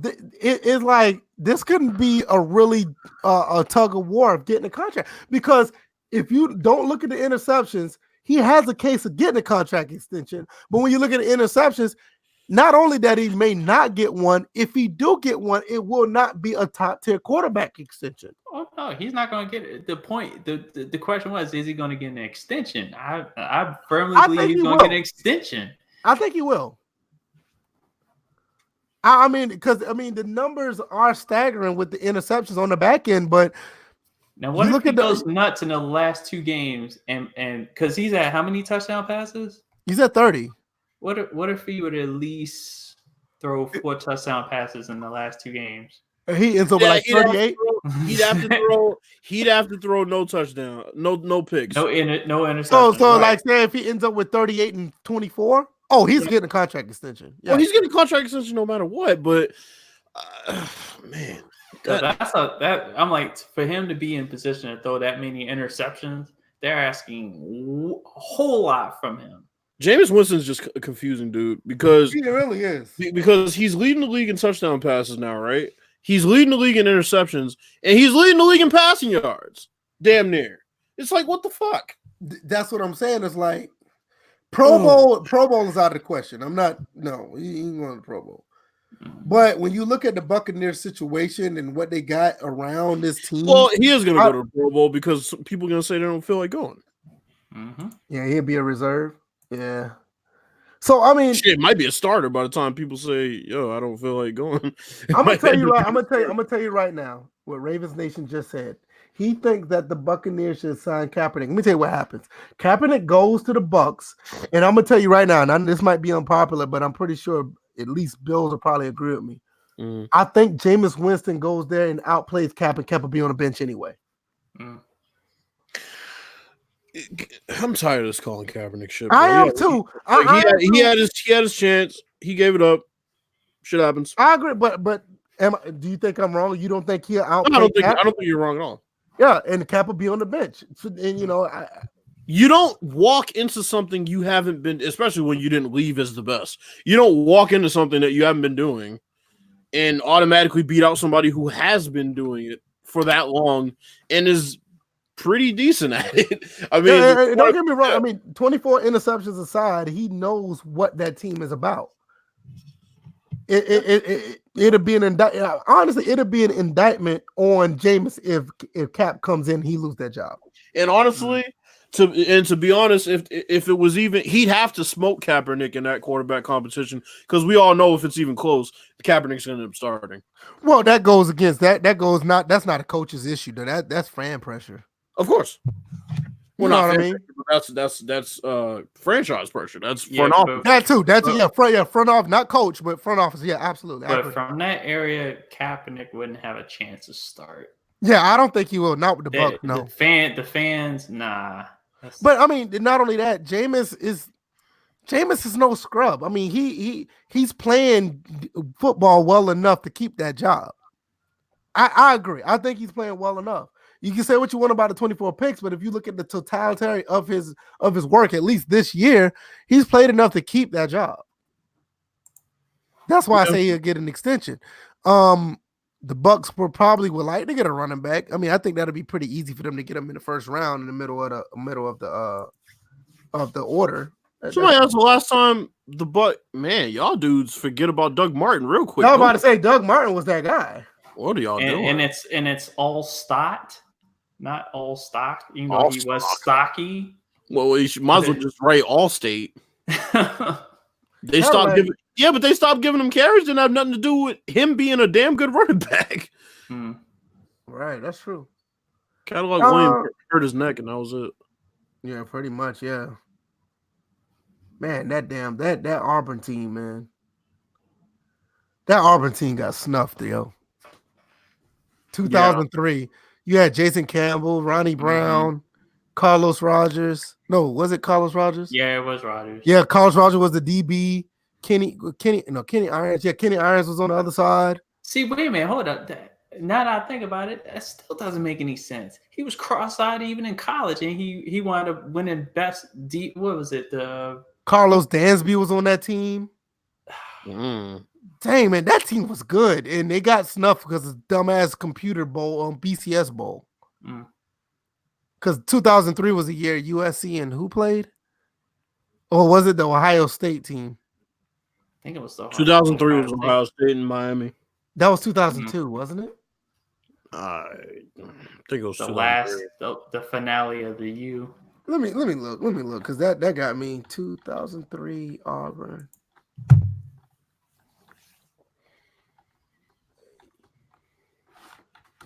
Because Vicky Guerrero is appearing on AEW Dark. Oh, come on! Excuse me.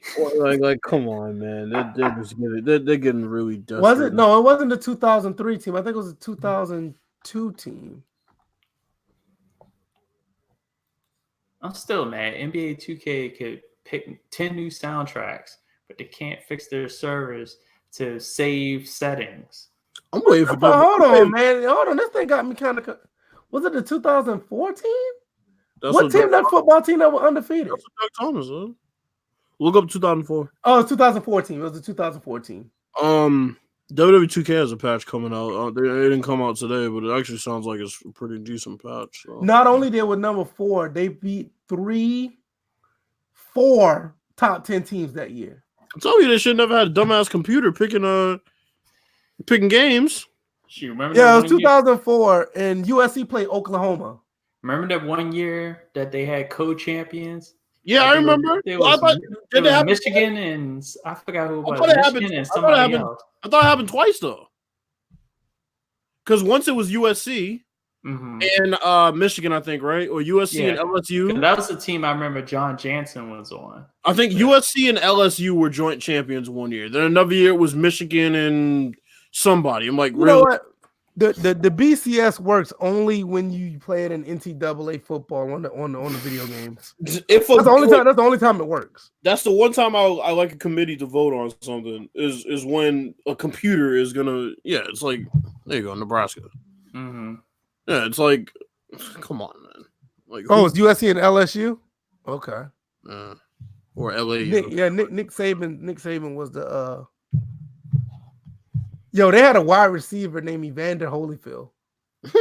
Oh, by the way, anybody who hasn't checked out that Belichick and Saban documentary, really good stuff. Yeah, I highly recommend to watch that. What do you guys think? I haven't played Madden in months. I'm sorry. Oh, yeah, I'm good. Yeah, I haven't.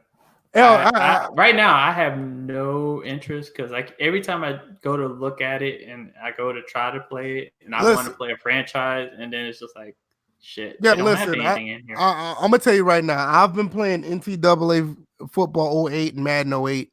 I've been having a blast playing the franchises in Dynasty. It got so much substance in it. I've been doing that on Twitch, and you guys can catch me on there on Wednesdays and Fridays. I will be playing one or the other. But with that being said, we can go do our outros. I guess I'll start mine. Like I said in the beginning of the podcast, Wednesday, Friday, I will be streaming at 9:00. I'll be doing NCAA on Wednesday.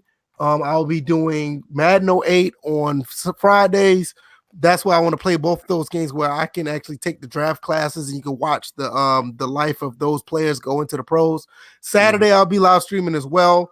So on that, that'll be a free for all night where I'll just be live streaming any game that I want to play or whatever is requested. Anything from the Nintendo to the PC, it doesn't matter. I appreciate everybody coming through. Another great podcast. It actually ran over longer than I thought it was, going in the 3-hour mark, but a lot of good substance, very good topics that we talked about. And we'll be back on Thursday doing the same thing. Bills, what you got? Well, part of the reason why I was late is because I was finishing up recording my my song. So, just getting ready for these gigs and recording my songs. Just waiting for my manager to take this goddamn embargo off of my music. And yeah, man, got a lot of good shit happening. The new year's gonna be something crazy. So, y'all just gotta look out. Stay tuned. Now, what about you, DJ? I think I'm focused on streaming a little bit more. I was going to put out some more State of Decay 2 content possibly in the next couple of days. I did have a thought to go and write on my gripe with 2K as far as the whole settings. I wanted to make that into a blog, so that may be also in a couple of days.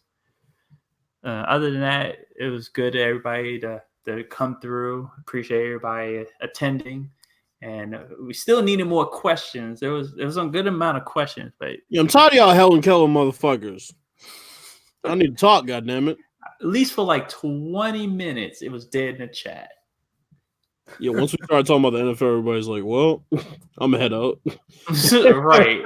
It's all good. Like I said, man, the links are down in the description for DJ's stream. You can also find mine on down there too. You guys can easily find me. Like, I'm gonna put the schedule up. I might even do a trailer so people will know where to find me. Like I said, man, you can even go to Twitch right now and look at some of the games that I've played. Very entertaining games. I actually went through the off season with the Madden 08, so it can line up with the NCAA 08 one. Some draft picks that I picked up. I actually picked up Ray Rice for the Raiders because I'm doing a Raiders dynasty. Ray Rice was picked in the 5th round. Go figure. It's really interesting to see where some of these players go, like how they rewrite history and where some of them go. So it'll be something to watch. Other than that, go over there and follow me over there, man. I'll be live streaming tomorrow, and like I said, DJ the same thing. Look out for Bill's music, and we'll see you guys Thursday. We'll be talking about some other things then. Just catch us around on Twitter as well. iTunes and SoundCloud. All that's down in the description. All right, guys. See you guys next time. Peace. Peace. Nationals World Series champs.